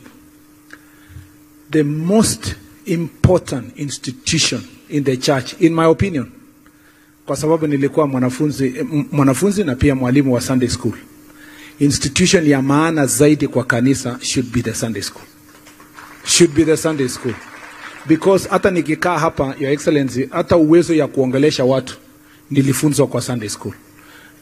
Ukipewa ile memory verse ni Sunday school. Upewa nafasi to present a skit ni Sunday school. That is how the growth of a country can be able to go forward. Sometimes tunaitwa for Harambee, tuchangie kanisa. Lakini tunaambiwa, unaona kanisa ni kubwa. Wanasema ile ya zamani, ile ya matope huko, tulibadilisha ikakuwa Sunday school. Sasa kanisa yenyewe, sisi wa kanisa tumeenda ile kubwa. Na wale wa maana zaidi ni wale tungeanzia kwa sababu ni watoto. I want in your next 40 years, Bishop, we come and celebrate the growth of the children ministry. Because that is where foundation ya Ukristo iko na foundation ya leadership. Sisi, mimi kama mtoto ya pastor na mwalimu wa Sunday school before, I believe in Sunday school and I believe future ya Sunday school is very important. Your Excellency, umeambiwa, tuko na challenges kidogo ya kikazi, na wewe, Mungu alikuchagua this time. I will only leave you with a verse in Joshua 1:9. It says, be strong and courageous. Hata mimi sijui kusema kwa Kiingereza. I only know ile ya Sunday school. Ya Joshua agenge kwa isokol. Tos maana na kiangatin, kimitu agenyekani tumising, ameiwe ishiana ni top topen. Omimita Jehova kamuktoinde Mungu poten, engui tuguloli wendi. So, Your Excellency, Joshua 1:9 remains, you are chosen. Actually, challenges, you do not choose challenges. Challenges ilikutana na mwenye challenges. So that you can be able to lift those challenges and take our country to the next level. Kwa upande ya barabara, wewe umenipatia kazi, barabara na transport, tunakazana, na unajua hii kazi ni kazi yako. Kama ingekuwa your guidance and leadership, atunge make progress yenye tumemake. Thank you, Your Excellency, within 1 year, sasa tumesongesha kazi kwa mahali fulani. Kaunti zetu za hii region, aswa kulikuwa na shida Baringo hapo kidogo ya contractor wenye walikuwa Koikoi, uliniambia fukuza hawa. Kulikuwa na makosa kidogo ya contractors hapa Nandi kwa barabara mbili, nikafukuza hawa. Sasa tumetangaza tayari kandarasi na tukaongeza barabara ile walikuwa wanapewa na ile contract ya kwanza, tukaongezea kidogo ndio ikava ile shida walikuwa nayo for a long time, na we will deliver on time. Wewe Rais umenishikilia kwa hii kazi ni ngumu. Nikienda mkutano mahali, unaona wajumbe wanawika, wana nini, wanasema Kipchumba ongeza hapa. Wewe mwenyewe ulikuwa na viongozi wa dunia na marafiki zetu, na ile program umesukuma. I know in another 2-3 months hao watu wataona jembe na bulldozers wakisunguka kwa barabara, na mimi nitasunguka kuhakikisha kwamba kazi hiyo imetendeka. Mheshimiwa Rais, asante pia kwa sababu na tu support kwa ministry yetu. Hii airport yetu ya Eldoret kwa miaka mingi imekuwa ni airport ya transport tu, ya kushuka na kutoka. Na sasa inaleta tu mzigo ya spare parts na kuleta maneno ya mitumba. Lakini inarudi empty. Ndege inarudi empty. Sasa kwa vile wewe ulinipatia instructions, tuko sasa kwa a very good stage to enhance the runway by 500 meters ifike 4 kilometers. Alafu sasa, Your Excellency, governors wenye wako hapa na MPs, wacha tuwaombe, tusukume our farmers, wapande ile mimea, especially horticulture, yenye ndege ikifika hapa, inatoka Eldoret direct, ikipeleka Europe na nchi za nje. Ile safari mnaona kwa gazeti, and I have been with the president, ile safari yote kutoka Korea, China, Europe, rais wetu amekuwa akienda kufungua masoko ya agriculture. It's our responsibility now hapa nyumbani to diversify ile maneno tunapanda, ili tuweze tukabeba hizi mimea kutoka hapa ifike soko. And Your Excellency, from the transport side, we are going to help in 2 ways. 1, the airport to be expanded. 2, tumeweka mpango ya cool logistics kwa railway. Ndio sasa ukibeba your avocados kutoka hapa, na wewe umelead kwa example, nilipitia shamba yako leo asubuhi, nimeona avocado yako imeshikashika. Utatupatia nafasi pia tutumie kama visiting place, tunajifunza, tupande kidogo, tuweke cool logistics ifikishe hiyo mimea ifike market. Ya mwisho, ningependa kusema ya kwamba tutashikana pamoja, tutapeleka hii county yetu na country region yetu pamoja na Kenya mzima, and we depend on you and your support. We thank you, Your Excellency, for all the support. We thank the church for the work we are doing together, and God bless you. Asante sana. Thank you. Asante sana waziri. With us again, tuko na chair wetu ya UDA, Secretary General wa UDA. Jana tulikuwa Rarieda kule Bondo, na huko wanasema tunataka chama ikuje hapa. Kwa hivyo Mungu amekuita fanya kazi, peleka injili ya chama kule Rarieda. Asante sana, Your Excellency, the President of the Republic of Kenya, Mama Rachel Ruto, Bishop wangu. Kwanza kabisa ningependa kusema mimi nimekuja hapa kama Muanglikana kutoka Maseno, Diocese ya Maseno North. Na Bishop, nimekusikia vizuri sana, mahubiri yako yamekuwa mazuri, na sisi kama wanakama wa kanisa yako tumesoma hiyo kitabu ya John 14:2 ambayo inasema, in my father's house are many mansions. Bishop, kama baba ako na rooms mingi kwa nyumba yake, lazima awe na watoto wengi. Sasa sijui mbona unatuambia kwamba tupunguze, na Biblia imesema kwamba baba ako na rooms mingi. So tutakaa chini kama Waanglikana kando tena, tutakubaliana the official position of the Anglican Church, sisi kama watu wa kama. Jambo la pili, Your Excellency, nimekuja hapa leo Eldoret, nimekumbushwa mambo mengi sana. Nimekumbushwa mwaka uliopita, Your Excellency, tulikuja hapa mkutano Eldoret Sports Complex, wakati kila mtu alikuwa amekutupia mawe. Na vile nilikuja hapo, nilikuja kuleta salamu za watu kutoka mkoa wa Magharibi. Na tangu hiyo siku, ile uhusiano tumekuwa kati ya watu wa hapa bonde la Ufa na mkoa wa Magharibi, sisi tumeona benefits mingi sana, kwa sababu hiyo uhusiano ndio ilifanya tukaunda serikali yetu. Sisi kama majirani wenyu tunasema tunashukuru kabisa, tuendelee kufanya kazi pamoja, na ningependa kuleta salamu za viongozi wetu kutoka kule, Mheshimiwa Musalia Mudavadi na Mheshimiwa Moses Masika Wetangula, wamewapatia salamu kabisa. Na tunawashukuru kwamba Mheshimiwa Rais umetuangalia vizuri kama mkoa wa Magharibi. Na mwisho, Rais, mimi nimesikia sermon ya Bishop. Amesema vizuri sana, wana celebrate 40 years but they should not forget their past. Mimi nashukuru kwamba wewe kama kiongozi wetu, baada ya kuunda serikali, haukusahau chama chako ambacho kulikupeleka katika uongozi. Uliniteua nikawa katibu mkuu wa chama cha UDA.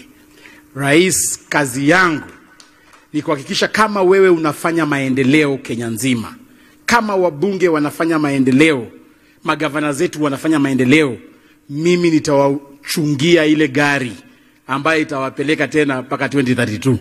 Sasa nyinyi muendelee kufanya maendeleo, mimi kazi yangu ni kuchunga hiyo gari ambayo inaitwa UDA. Na hiyo gari ni mpya, tumeiweka tairi mzuri, tunaifanyia service. Sasa wewe kama uko kwa stage na uone gari nakuja, gari ingine haina hata tairi, imeisha, haina mataa, wewe unataka kuingia kwa hiyo gari, manamba anakuambia azimia, naona ingia kwa hiyo gari, ujue kwamba hiyo gari itapata accident kule mbele. Ningependa kuwaomba muingie kwa gari safi ambayo ni ya yellow, iko na sport rim, mataa ya kitaifa, inaitwa UDA. Na rais leo vile gavana anatembea, anasimama hapa anasema kwamba ati niko na mawaziri, vile leader of majority anasimama hapa anasema wabunge wa line up hapa. Sisi kama chama tawala pia sisi tumeteua regional managers, na SG akitembea anatembea nao, na wako hapa wote 16 Kenya nzima. Wasimame tu rais awaone regional managers wangu wako hapa rais. Chama iko imara, tunatembea vizuri, hawa wanatumia kutengeneza chama paka mashinani. Asanteni na Mwenyezi Mungu awabariki. God bless you. Asante sana Secretary General. Ukisema mambo ya gari kutumia kisiasa, mimi nimekuwa na ajali mingi sana hapo kitambo. Mpaka juzi nikaona gari mpya, nilikuwa naendesha na president, nikaingia ndani nikapona. Kwa hivyo usijaribu kufanya makosa kama mimi, tafadhali nifundishie mimi. Kwa heshima Your Excellency, niko na First Lady ya county, huyu pia wanajani product ya evangelism, mahali tulikuwa naenda kuhubiri, tukaona hawa na nikaona huyu. Ningependa kwa heshima kubwa sana asalamie sisi kwa heshima, kwa kuonyesha mikono. Tafadhali msalamie First Lady. Hiyo ni wife yangu mimi. Mungu akubariki. Na kwa sababu ya heshima nitakaribisha mtu mkubwa sana, lakini pia yeye yako na First Lady. Tapatia nafasi atakaribisha mwenyewe First Lady yako, kwa sababu Your Excellency unajua wewe ni mtoto wa kanisa na ulikuwa mwaminifu, na kujua wakati tulikuwa tunahubiri na kulazimisha watu waokoke, kuna tisha watu kwamba usipookoka kuna moto itakuchoma na wanakuja mbele. Kwa heshima kubwa ningependa kuchukua nafasi hii sisi wote tusimame tukaribishe Rais wa Jamhuri ya Kenya Dr. William Samoei Ruto. Karibu sana Your Excellency.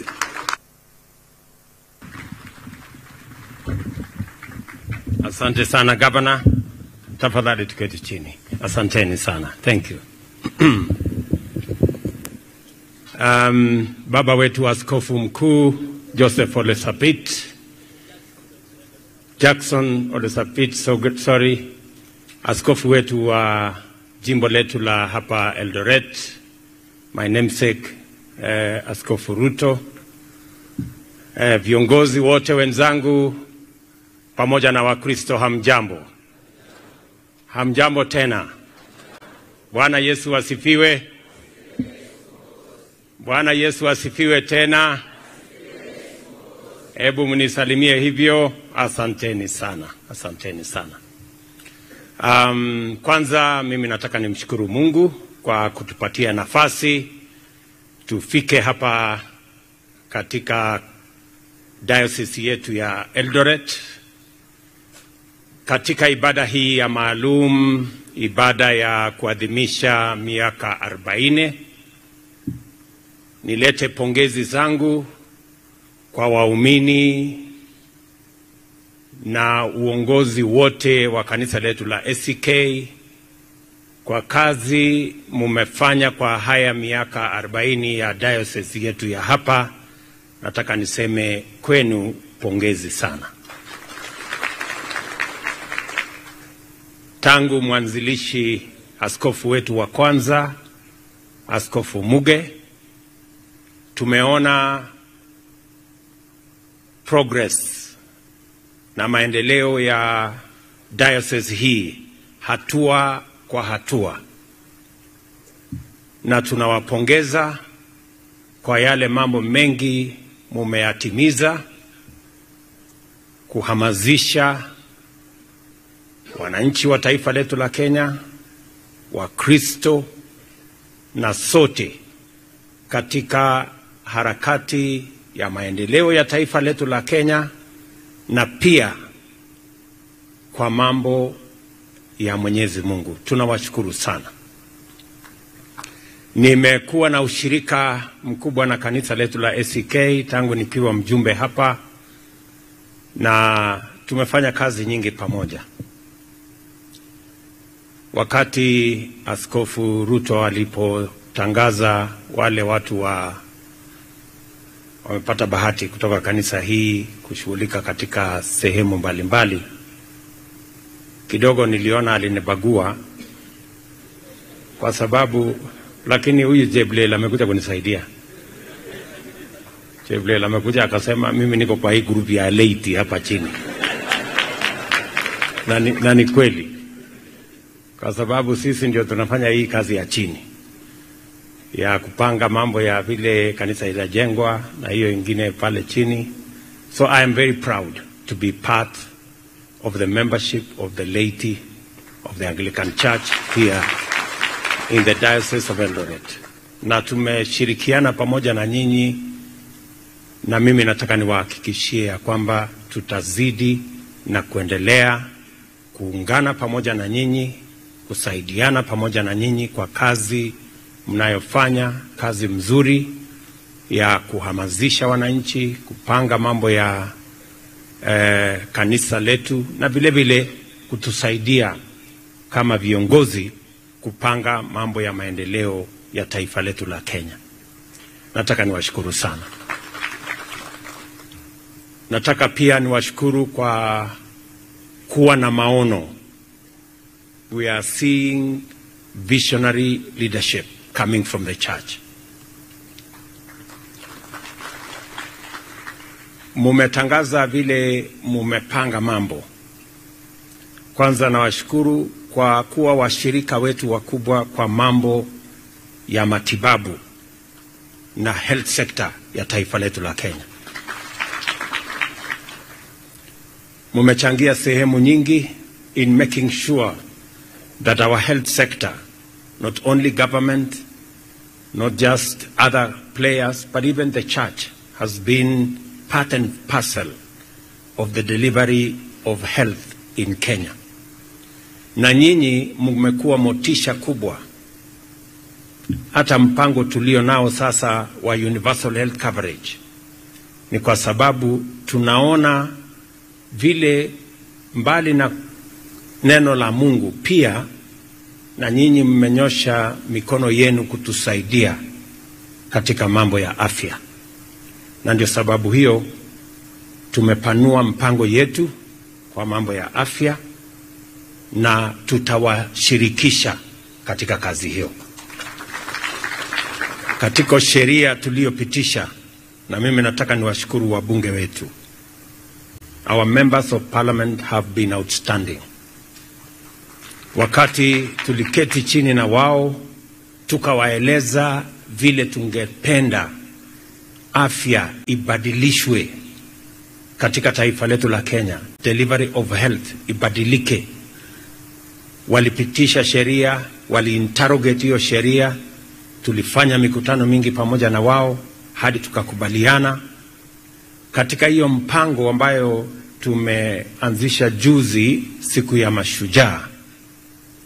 Sasa mahospitali yetu ya level 1, level 2, level 3, tumesema ya kwamba wananchi watahusishwa na kujumuishwa katika kusimamia haya mahospitali yetu.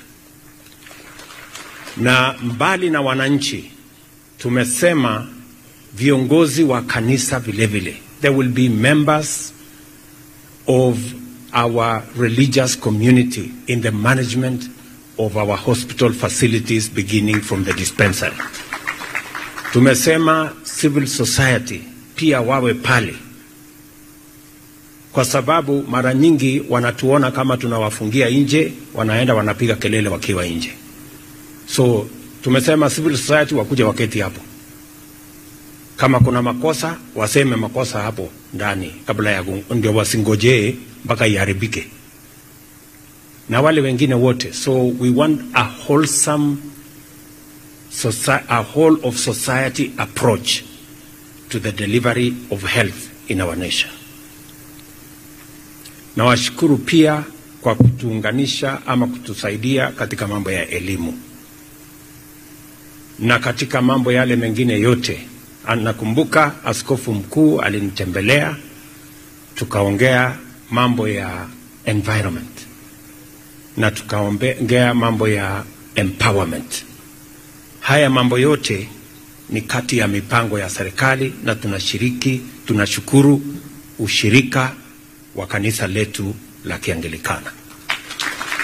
And therefore, Bishop, I want to commit to you the way I told you that time that we are going to work with the Anglican Church as we work with all the other churches in making sure that we leverage on every resource and all the ideas to support the development of our country.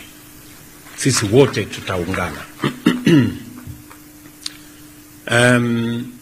Nimeshukuru sana kuwa tena hapa nyumbani. Imekuwa muda mrefu. Najua hawa wabunge wangependa kuongea hapa. Lakini unajua hapo mbeleni kanisa wametuambia saa zingine tunakuja hapa na tunakuja na kelele mingi. Na wanasiasa tunavuruga mpaka kanisa haijulikani bado ilikuwa kanisa ama ilikuwa nini. So maaskofu mtanisaidia polepole, mimi najaribu kunyorosha hii watu yangu wasome kutoka. Unaona askofu amepanga watu wake, wako na nidhamu, wameketi pale, wawili watatu wameongea na imeisha, na wamekuja wengi. Hawa wangu kila mtu anataka kuongea. So tunajaribu kujifunza kutoka kwenu. Niko na kazi ngumu lakini nitawaweka laini. Tunaona leo si mbaya sana.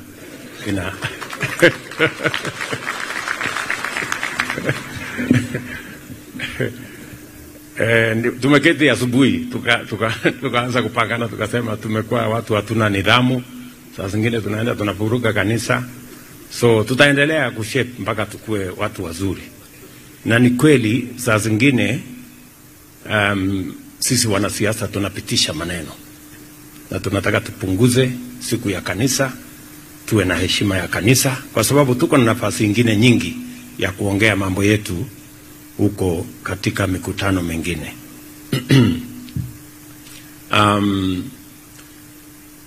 Lakini kwa sababu askofu umesema ya kwamba neno la Mungu linaambatana na nyinyi wenyewe mmekuja kutusaidia katika hiyo mambo ya maendeleo ya taifa letu la Kenya, so that you can have a wholesome human being, a wholesome society and a complete nation. Tutashirikiana katika kazi hizo zote ya kutusaidia kupeleka Kenya yetu mbele. Mambo yale ya maendeleo katika sehemu hii mimi nimeongea kwa kirefu na wabunge wa sehemu hii. Tumekuwa na mkutano leo asubuhi na tumekubaliana yale mambo ya maendeleo ya sehemu hii. Mambo yenu ya barabara, mambo ya maji, mambo ya stima, mambo ya kilimo, mambo ya matibabu na mambo yale mengine yote tumeyapanga na tumekubaliana vile tutasonga mbele. Nataka niwashukuru. Tuko na mambo matatu ya muhimu mambo manne actually ambayo lazima tuyatilie mkazo na tuyapange vizuri. Ya kwanza ni mambo ya kilimo. Katika manifesto yetu tulisema kilimo ni mahali ambapo tutapata chakula, tutapata ajira na tutaondoa nayo umaskini na kuongeza mali katika mikono ya wananchi. Na ndio tukasema lazima tuwe na mpango makusudi, deliberate, ya vile kazi hiyo itafanyika. Na ndio sababu tumeweka mipango kadhaa kwa mambo ya kahawa, mambo ya chai, Pareto. Nimekuwa nikiongea na huyu gavana wa Elgeyo Marakwet na gavana wa Uasin Gishu, mambo ya Pareto. Tumepanga mambo ya avocado. Nimetembea sehemu nyingi. China kwa mfano wamesema sasa watatufungulia soko ya chai na soko ya macadamia na soko ya avocado. Nilikuwa kule juzi. Mimi nataka wakulima wajipange. Pia masoko ya Korea, soko ya European Union tarehe 27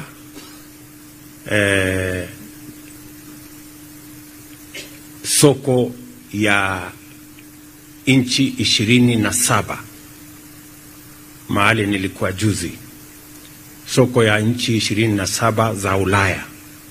Tunamaliza, tunaweka mkataba ama sahihi, Economic Partnership Agreement, ambayo itapanua soko ya bidhaa zetu za Kenya tuweze kuuza Ulaya.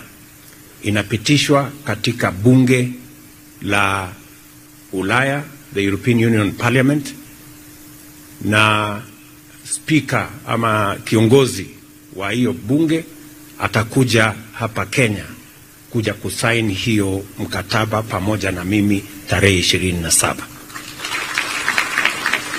Tuweze kupanua soko zetu, ndio wakulima wetu tukiwasaidia wawe na vile watapata soko. Lakini tuko na soko kubwa ya hapa Kenya ambayo we must satisfy our local market first. Nataka mjue hivi, sisi kama Kenya tunaagiza chakula, tunalipa bilioni 500 kila mwaka kuagiza mahindi, sukari, mafuta ya kupikia, edible oil, nini, bilioni 500. Na ni makosa sana, kwa sababu hiyo chakula yote ambayo tunatumia pesa zetu kununua kutoka kwa wakulima wengine, tunaweza kuzalisha hapa Kenya na tununue kutoka wakulima wetu. Ninyi mnanielewa?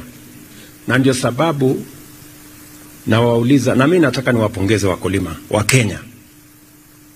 The farmers of our country are the greatest patriots of Kenya. Wanajitolea na bidii kwenda shambani.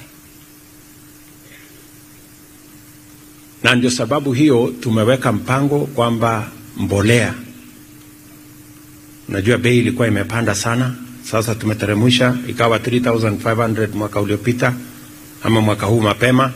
Sasa kuanzia juzi tumesema 2,500. Tumetumia magunia 4.5 kufikia sasa. Lakini kuanzia mwezi ujao tumepanga magunia 7.5 ya mwaka ujao. Mimi niko na mambo mawili kwa wakulima wetu. Vile mumefanya bidii mwaka huu, mkaongeza karibu ekari 1,200 mpya kuzalisha chakula. Nataka muongeze tena mwaka ujao. Na mimi nataka wakulima wanisikize vizuri. Wakulima wengi wanatumia 50 kilos kwa eka moja. Najua mwaka hiyo imepita, average ya mahindi kwa gunia moja ni magunia 8. Average. Kuna wengine wanapata 5, kuna wengine wanapata 15, hapo hivi. Lakini average ni 8. Mwaka huu kwa sababu ya mbolea imeenda average 12. Lakini bado wakulima wengi walitumia 1 bag kwa eka moja, na pengine wakapata half a bag ama eka ingine wakaweka top dressing. Mwaka ujao nataka kila mkulima atumie, instead of 50 kilos tuongeze ikuwe 100 kilos ya mbolea. na hiyo top dressing muongeze tena, badala ya 25 kilos muongeze ikuwe 50 kilos. Mimi nataka average ya mahindi iende from 8 bags to 20 bags. Kuna mkulima hapa soi anapata 35 bags. Mimi nangangana hata hapo kwangu nimefikisha 26 bags. Sasa inawezekana. Ninyi mnanisikia? Maogas. Nimesema njia ya we can double, tunaweza kuongeza maradufu. We can double our production by using the correct seed and applying enough fertilizer. Na kwa sababu nimepunguza bei, ile mlikuwa mnanunua 6,000 sasa ni 2,500. You can afford bag mbili. Na faida ni yako. Kwa ile tu eka moja. Sasa uamuzi ni yako. Either upande eka moja upate gunia 8, ama upande eka moja hiyo na upate magunia 20. Uamuzi ni yako. Na tofauti ni uongeze mbolea. Finish. Hakuna kazi nyingine inatakana uongeze. Ni mnanielewa? Kwa sababu mimi nataka tuzime kabisa, hatutaki kuagiza mahindi tena kutoka nchi nyingine. Next year, hii mwaka hii tunaingia, ndio will be the last year tutaagiza mahindi kutoka nje, ile kidogo ambaye itakuwa na gap. But from 2025 hakuna gunia moja, tutazalisha hiyo magunia yote hapa Kenya. Na wenye kufanya hiyo kazi ni wakulima wa Kenya. Najua saa zingine tuko na matatizo ya mechanization. Nimeweka mpango from next year tutakuwa na matrakta ya kutosha every part of Kenya. Na tunaweka mpango ya vile hiyo kazi itafanyika. Tumesema pia ardhi zile ziko everywhere tutumie kuzalisha chakula. Kwa mfano hapa Ngeria prison iko na eka 3,000. Inahangaika tu hapo, ina manga mara watu wengine wana haya hapo kidogo nini. Nimesema kwanza prison hiyo shamba yote hiyo tutalima sasa from kona mpaka kona. Tuzalisha chakula. Badala ya sisi kutafuta pesa ya kuja kulisha watu wako jela, si tulime shamba yao wakule hapo, alafu watubakishie kidogo tuuzie watu wengine. Na hivyo tuko na ardhi nyingi ya jeshi, tuko na ardhi nyingi ya NYS, tuko na ardhi nyingi ya prison. Tumesema hiyo mashamba yote tutalima. My plan is to make sure that we don't import food to Kenya. Pesa bilioni 500 ambayo tunaagiza chakula ni makosa. We cannot continue to do that. Wakulima wetu ni watu wa bidii. Tuko na ardhi Mungu ametupatia. Hata ingawaje sehemu kubwa ni jangwa, lakini hata huko tutaweka maji. So tafadhali wakulima, mimi nawauliza kila mmoja wetu, na mimi nataka niulize county governments watusaidie kwa ile extension service na nini, waeleze wakulima vizuri so that we can grow enough food. Vile vile karibu 40% ya chakula yetu inaharibika baada ya kutolewa shambani kwa sababu ya aflatoxin. Hakuna storage mzuri, watu wanaanika barabarani, mahindi inaanikwa everywhere, inaharibika, inapata aflatoxin, tunapoteza. So mwaka huu wakulima tena mnisikize vizuri.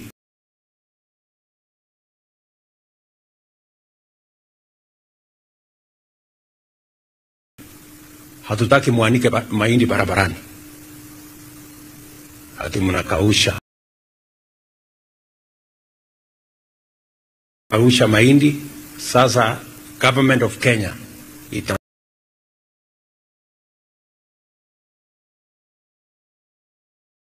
itawasaidia. Tumepunguza mpaka shilingi 70.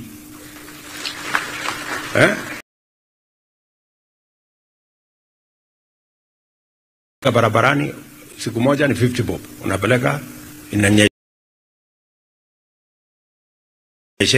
unaanika tena siku nyingine 3, unazama hapo katikati, unapoteza, inakuwa shilingi 300. Najua watu wengine hawataki kuuzia cereals, hiyo ni sawa, lakini tutakukaishia mahindi na kutukupatia mahindi yako uende ungangane mahali unataka kuuza, tafuta mtu ya kuuzia, lakini tutanunua kama.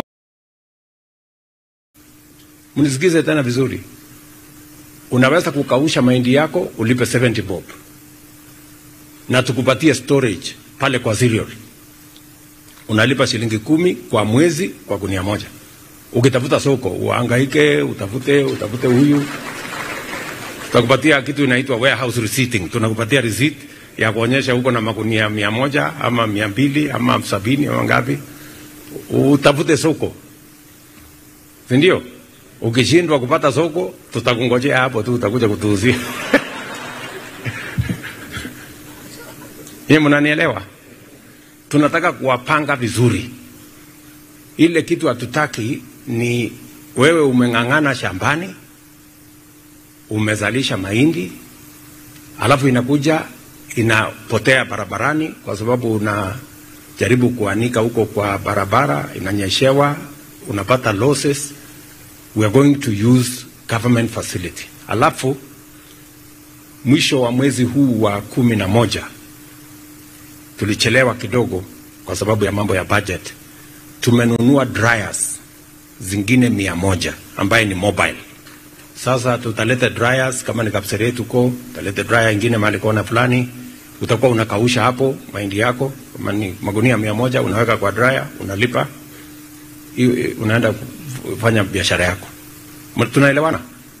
Lakini ile ya mnataka kutuuzia, na kutuuzia si lazima, si ndio? Tunanunua na 4,000, lakini ukipata 5,000 enda uza mali hiyo. Ukipata 5,000 there is no problem. Hakuna mtu atakulazimisha ati lazima uuze hapa. Si mahindi ni yako, ulipanda na mtu, si ulijipanga mwenyewe. So nginyoru jini kalu nene libulo ite setai kongi kwaman ami wa 4,000. So si namna hiyo. Ile kitu hatutaki ni exploitation ya farmers. Hatutaki wakulima wauze mazao yao kwa hasara. So we'll provide the floor price ya 4,000, lakini you're free to sell to the open market whatever the price you get. Vile vile tumesema ya kwamba mbolea tunapatiana kwa mkulima. Tunapatiana kwa mkulima. Brokers na watu wa katikati hapa tumesema waondoke. Na si tuliregister this year, nimefurahi sana.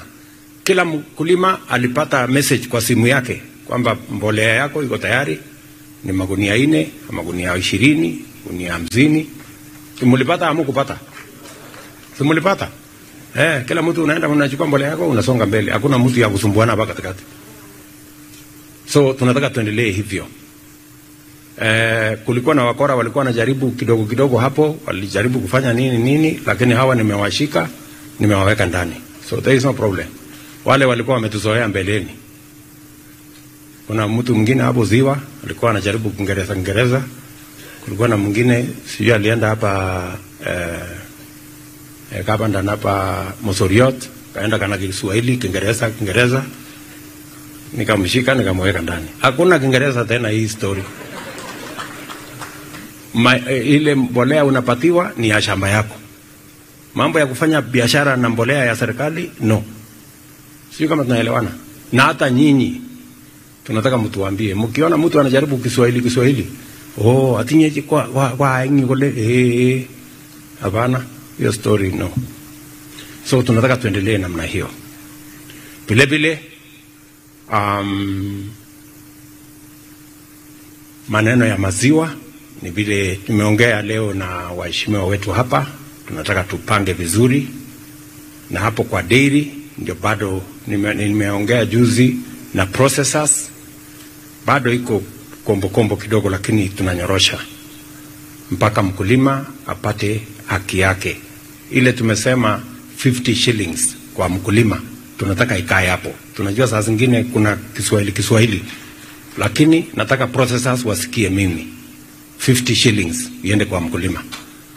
Mnaweza kufanya biashara nyingine kutokea hapo tukienda mbele. Na tuko na mkutano tena, tufanya mkutano Nakuru, tutafanya mkutano ingine until we make sure farmers get their rightful share. Tumeweka pesa tena kwa budget ya mambo ya kahawa. Tuhakikishe ile Kiswahili imekuwa kwa sekta ya kahawa tunainyorosha ili mkulima apate bei ya sawasawa ya mazao yake and all the other crops. Kilimo ni ya muhimu and we will deal firmly, decisively with a plan kwa mambo ya kilimo. Mimi furaha yangu ni kwamba mwaka huu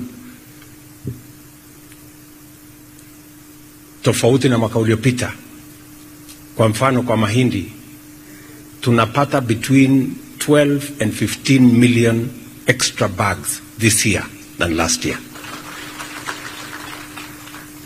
Hiyo ni kwa sababu ya bidii ya wakulima, Mungu ametusaidia na mvua na mbolea imepatikana kwa bei nafuu. And I want to encourage all farmers. Next year, mkumbuke, msipokumbuka anything, mkumbuke weka magunia 2 kwa eka moja. Na uongeze top dressing. Ndio utoe from 8 bags ama 12 bags ifike 20. Umenieleza? Ifike ngapi? 20. Onge 20, kama mwele 20. 20 kwa tuptem? Hapo. So, ya pili, maneno ya matibabu. Kwa sababu niliwaambia sekta moja ni ya kilimo ambaye lazima tuitengeneze vizuri. We are making very good progress. This year we are getting 12 million bags extra from last year.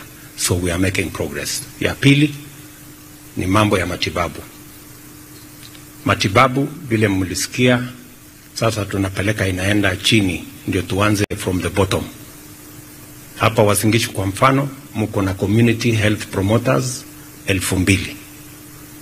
Tayari nimepatia huyu gavana wenu equipment ya shilingi milioni 60 ako nayo, na all community health promoters utakuta wamebeba bag kwa mgongo, na sasa watakuwa wanakuja mpaka nyumbani, na divide, tumesema kila community health promoter nyumba 100.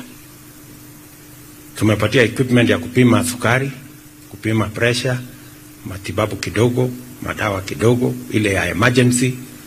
Ndio tuhakikisha kwamba ile mpango tulibadilisha, badala ya kuwa curative, sasa tunafanya ile inaitwa prevention, promotive. Ndio tuzuie watu wengi wasikue wagonjwa kwa magonjwa ambayo inaweza kuzuiwa mapema. Na hiyo mpango yote tumepanga vizuri. Level 1 vile niliwaambia, level 2, level 3 ni free of charge. Hakuna mtu ataulizwa pesa. Kuanzia hapo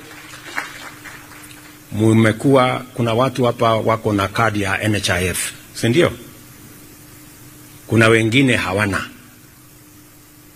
Kwa hiyo mkutano acha nione watu wangapi hawana kadi ya NHIF. Mtu mwenye hana chita ni matinye kati na NHIF kumiu. Haya, wale wako na kadi ya NHIF nione. Hala, kumbe dunia hii imesonga namna hiyo. So hata wale wachache saa hii hawana kadi ya NHIF. Sasa serikali itapatia hata na nyinyi kadi ya NHIF. Hata yule mtu hawezi kulipa tutamlipia kama serikali. Tunaelewana? Na kuna vile tuko na vile ya kupima nani anaweza nani hawezi. Uweze kujifanya ati mamuji na unaweza. Haiwezekani hiyo. Tuko na vile ya kupima. Tuko na instrument inaitwa means testing instrument ya kila mtu. Ni mnanielewa? Alafu tumefanya sasa, tumebadilisha, tunasema kila mtu analipa kulingana na income yake. Wale wako chini wanalipa kidogo. Kuna watu watalipa 300, wale walikuwa wanalipa 500, na ni watu wako mapato yao iko chini, tutawarudisha walipe chini kidogo 300. Nyinyi. Alafu hawa wengine tutalipa tukisonga songa namna hiyo. Mimi yangu na gavana na hao wabunge ndio itaongezeka kwa sababu tuko na mshahara kubwa. Tuko sawa, tutalipa tu polepole namna hiyo. Kwa sababu hata tusipolipa mtatuita harambee, tutalete pesa. So badala ya kusumbuka na kuitana harambee ati tukuje tuchangie, wacha tu tulipe hii NHIF, tuachane na harambee, kila mtu aende hospitali. So namna hiyo, lakini graduated vizuri. So na pia wananchi wengi wanapatikana na ile chronic illness. Mtu anapata ugonjwa wa sukari, mwingine anapata kansa, mwingine anapata hypertension na mambo ingine. Matibabu inazidi. So sasa tumetengeneza fund maalum kupitia kwa sheria ambayo itashughulika na magonjwa haya chronic. Na hakuna mtu ataambiwa huna pesa ya kwenda hospitali kwa sababu ugonjwa yako ni chronic. So we are reorganizing the whole space. Ya tatu ni mambo ya masomo ya watoto wetu. Hapo nyuma tumekuwa na matatizo, tulikuwa na shida na CBC. Wazazi walikuwa wanalalamika hawajui mpango iko namna gani. Sasa tumenyorosha vizuri, tumeelewana na stakeholders wote, na vile vile ile gap ya elimu ya walimu hasa. Tulikuwa na gap kubwa ya walimu, tunazidi na kupunguza. Mwaka huu for the first time katika manifesto yetu tulikuwa tumesema tutaajiri walimu 110,000 to close the gap. We have done half this year. Mwaka ujao nitafanya another 25,000 na hiyo mwaka inayofuata nitamalizia, so that we have 110,000 teachers hired to close the gap, ili kila mtoto akienda shuleni apate masomo. Na vile vile tumekuwa na matatizo katika university. Hapa Moi University tumekuwa na matatizo makubwa. Kule Eldoret University, Egerton, all our universities ilikuwa na madeni karibu bilioni 60, bilioni 70. Kwa sababu ile funding model ambayo tumekuwa tukiendesha nayo ilikuwa inasababisha mauniversity kukosa pesa. Sasa tumetengeneza funding model mpya. Tumeketi chini na universities, vice chancellors, boards, councils, tumekubaliana. And going forward, we are implementing this year.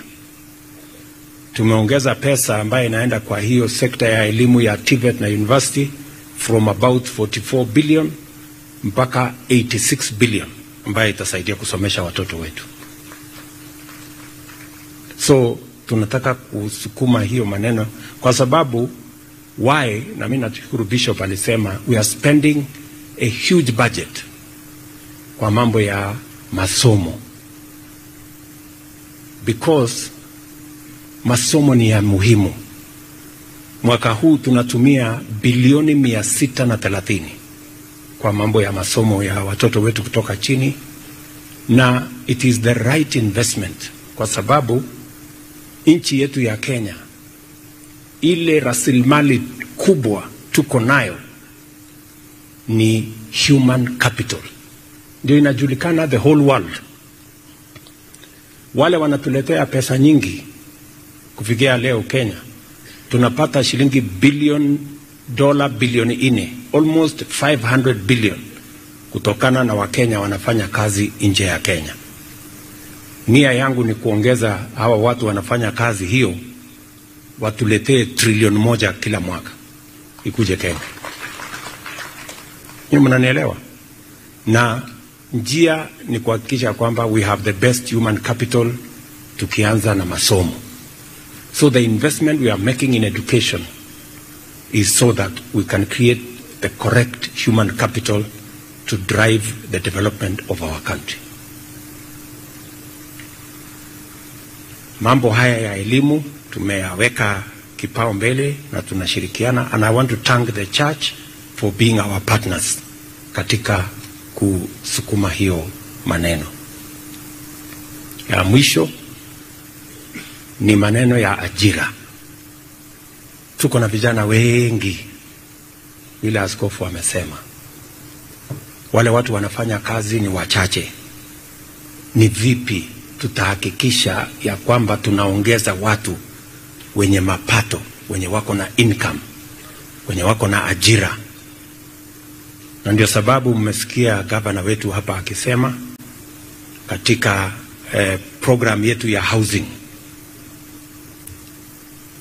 Program yetu ya housing sio sana sana manyumba, ni sana sana ajira.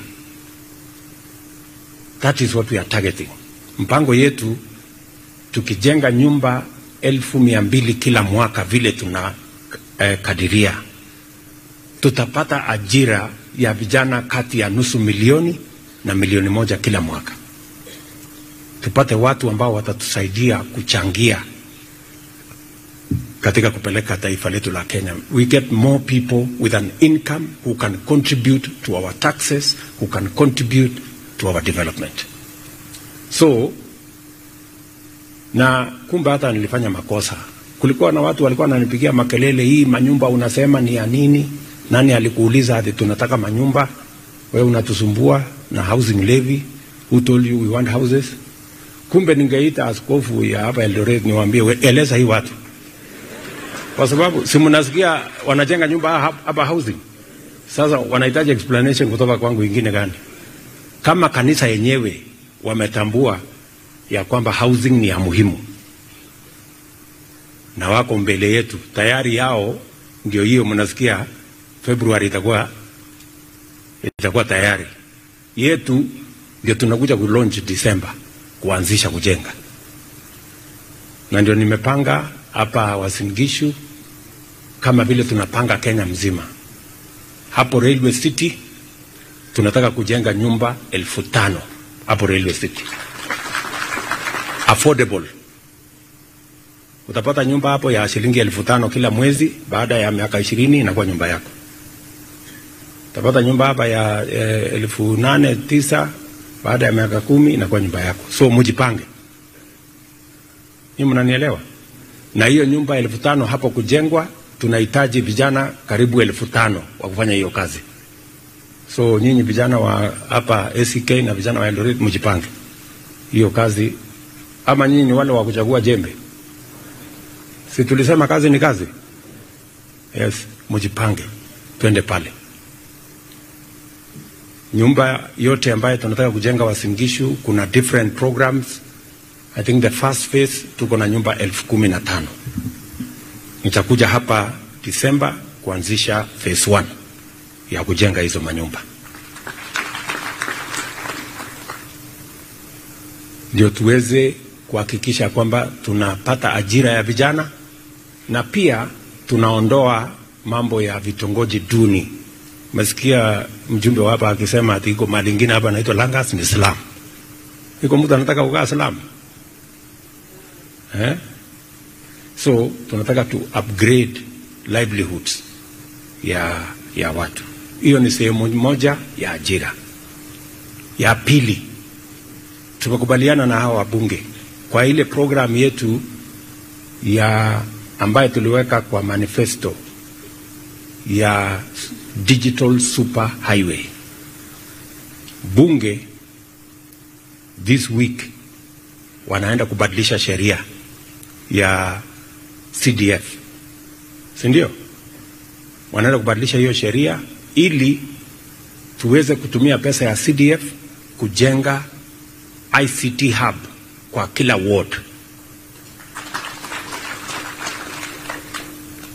ili tuunganishe na ile 25,000 hotspots na tuunganishe na ile last mile 100,000 kilometers ya fiber optic, ili tuweze kutrain vijana wetu na vile vile tuweze kupata ajira kwa mtandao inayoitwa digital jobs.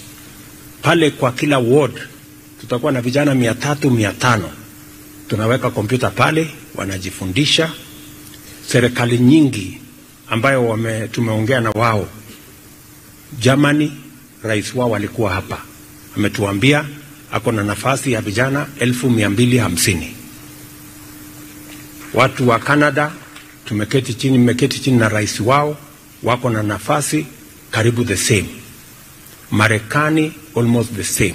So tunataka tupanue ajira ingine karibu 1,000,000 kwa vijana. Na mimi nataka kila mjumbe na MCA, wewe MCA lazima ujue hiyo ICT hub kwa ward yako iko wapi, na uanze kupanga na mjumbe wako, because creating jobs must be deliberate. Hakuna kazi itapatikana kiholela, kazi itapatikana kwa kupanga. Tunapanga housing ndio ipatikane ajira, tunapanga ICT hub ndio ipatikane ajira, tunapanga mambo ya bilateral labor agreements ndio ipatikane ajira. Nilikuwa wiki iliyopita pale Saudi, tumekubaliana na wao, wanahitaji watu, wanataka kufanya kazi huko kwao watu 1,350, na wanasema watu wa Kenya ndio wako mbele zaidi kwa bidii, so mjipange. Tuna sign bilateral labor agreement hivi karibuni, nitarudi huko in another 3 weeks. Kuna watu wengine wananipigia makelele, mbona umeenda safari hii, mbona umeenda safari hii. Hiyo ndio kazi yangu ya rais. Mimi ndio chief agent ya Kenya, mimi ndio ambassador ya Kenya, ya kupanga vile Kenya itasonga mbele, si ndio? Si mumesikia askofu hapa akisema amekuja hapa Wasikishu, amekaa karibu wiki moja, si ndio? Alikuwa Nandi, amekaa wiki moja. Alikuwa huko Mbere, amekaa sijui siku ngapi. Mimi nikienda tu kwenda kutafuta ajira ya Wakenya siku 2, kelele. Sasa tafadhali Bishop, utanitetea, umwambie hata wewe unaendanga kupanga kazi ya kazi ya watu yako. So tutaendelea kupanga kazi namna hiyo ndio tuweze kusonga mbele. This is how we are going to grow our nation.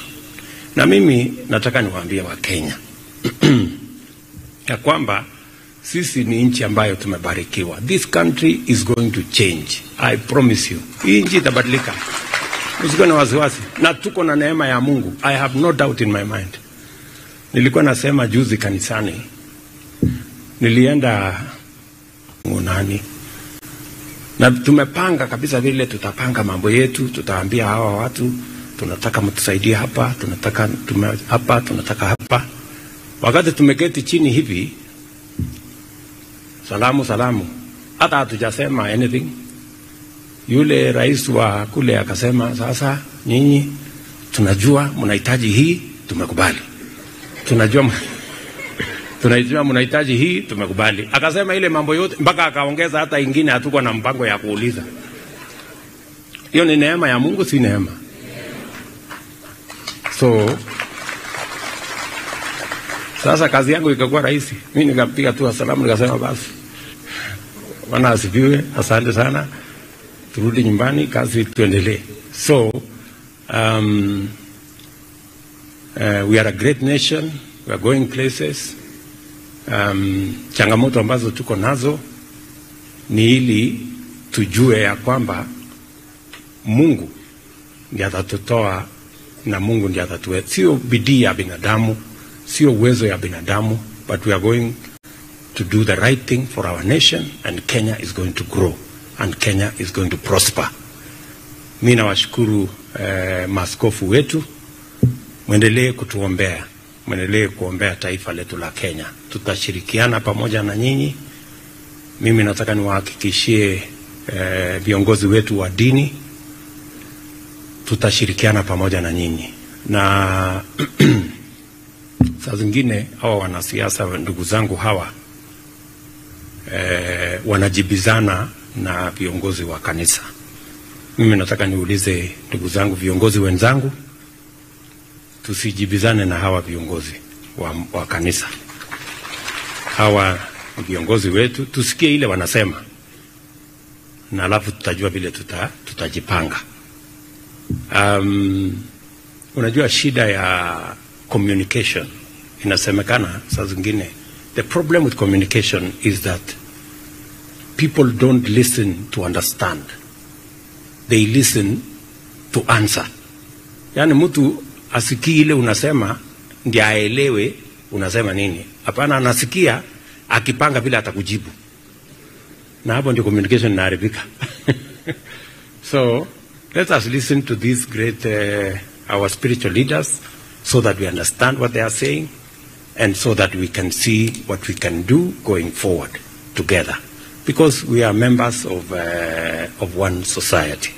Tunataka tushirikiane hivyo, tufanye kazi hivyo pamoja na hakikisha ya kwamba Kenya yetu inakuwa ni kazi yetu na jukumu letu sisi zote. Mwisho kabisa, kwa ile kazi mmesema mnataka kufanya hapa katika diocese yetu ya Eldoret, tutashirikiana pamoja na nyinyi. You have our support as always. Na vile mnatujua, we have no apologies to make to be the Christians that we are, and we are not ashamed of our faith and of our belief in God. Na tunajua tukitoa, hatutoi kwa sababu ya askofu ama kwa sababu tunatafuta umaarufu. Tunatoa kwa sababu tunajua ni nani tunampatia na tunajua mahali hazina yetu iko. So we are going to work with you. We are going to work together ndio tuweze kusonga mbele pamoja. Wacha niwatetee mwisho hawa wanasiasa wenzangu. Najua mara nyingi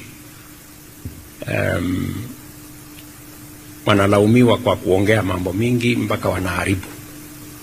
Lakini unajua mwanasiasa malipo yake ni kidogo sana. Bora tu apate makofi. Bas.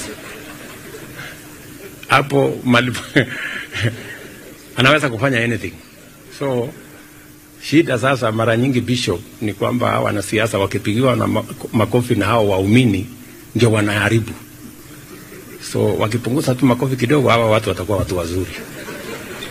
So otherwise asante sana. Niko na mke wangu Rachel yuko hapa.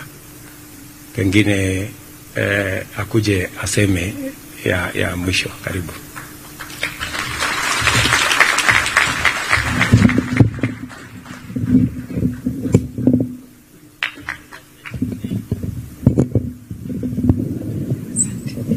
Rais wetu wa Jamhuri ya Kenya Daktari William Ruto pamoja na viongozi wote wa serikali kuu na serikali ya ugatuzi, Your Grace Archbishop Jackson Ole Sapit, Bishop Ruto na viongozi wote wa kanisa na waumini wote.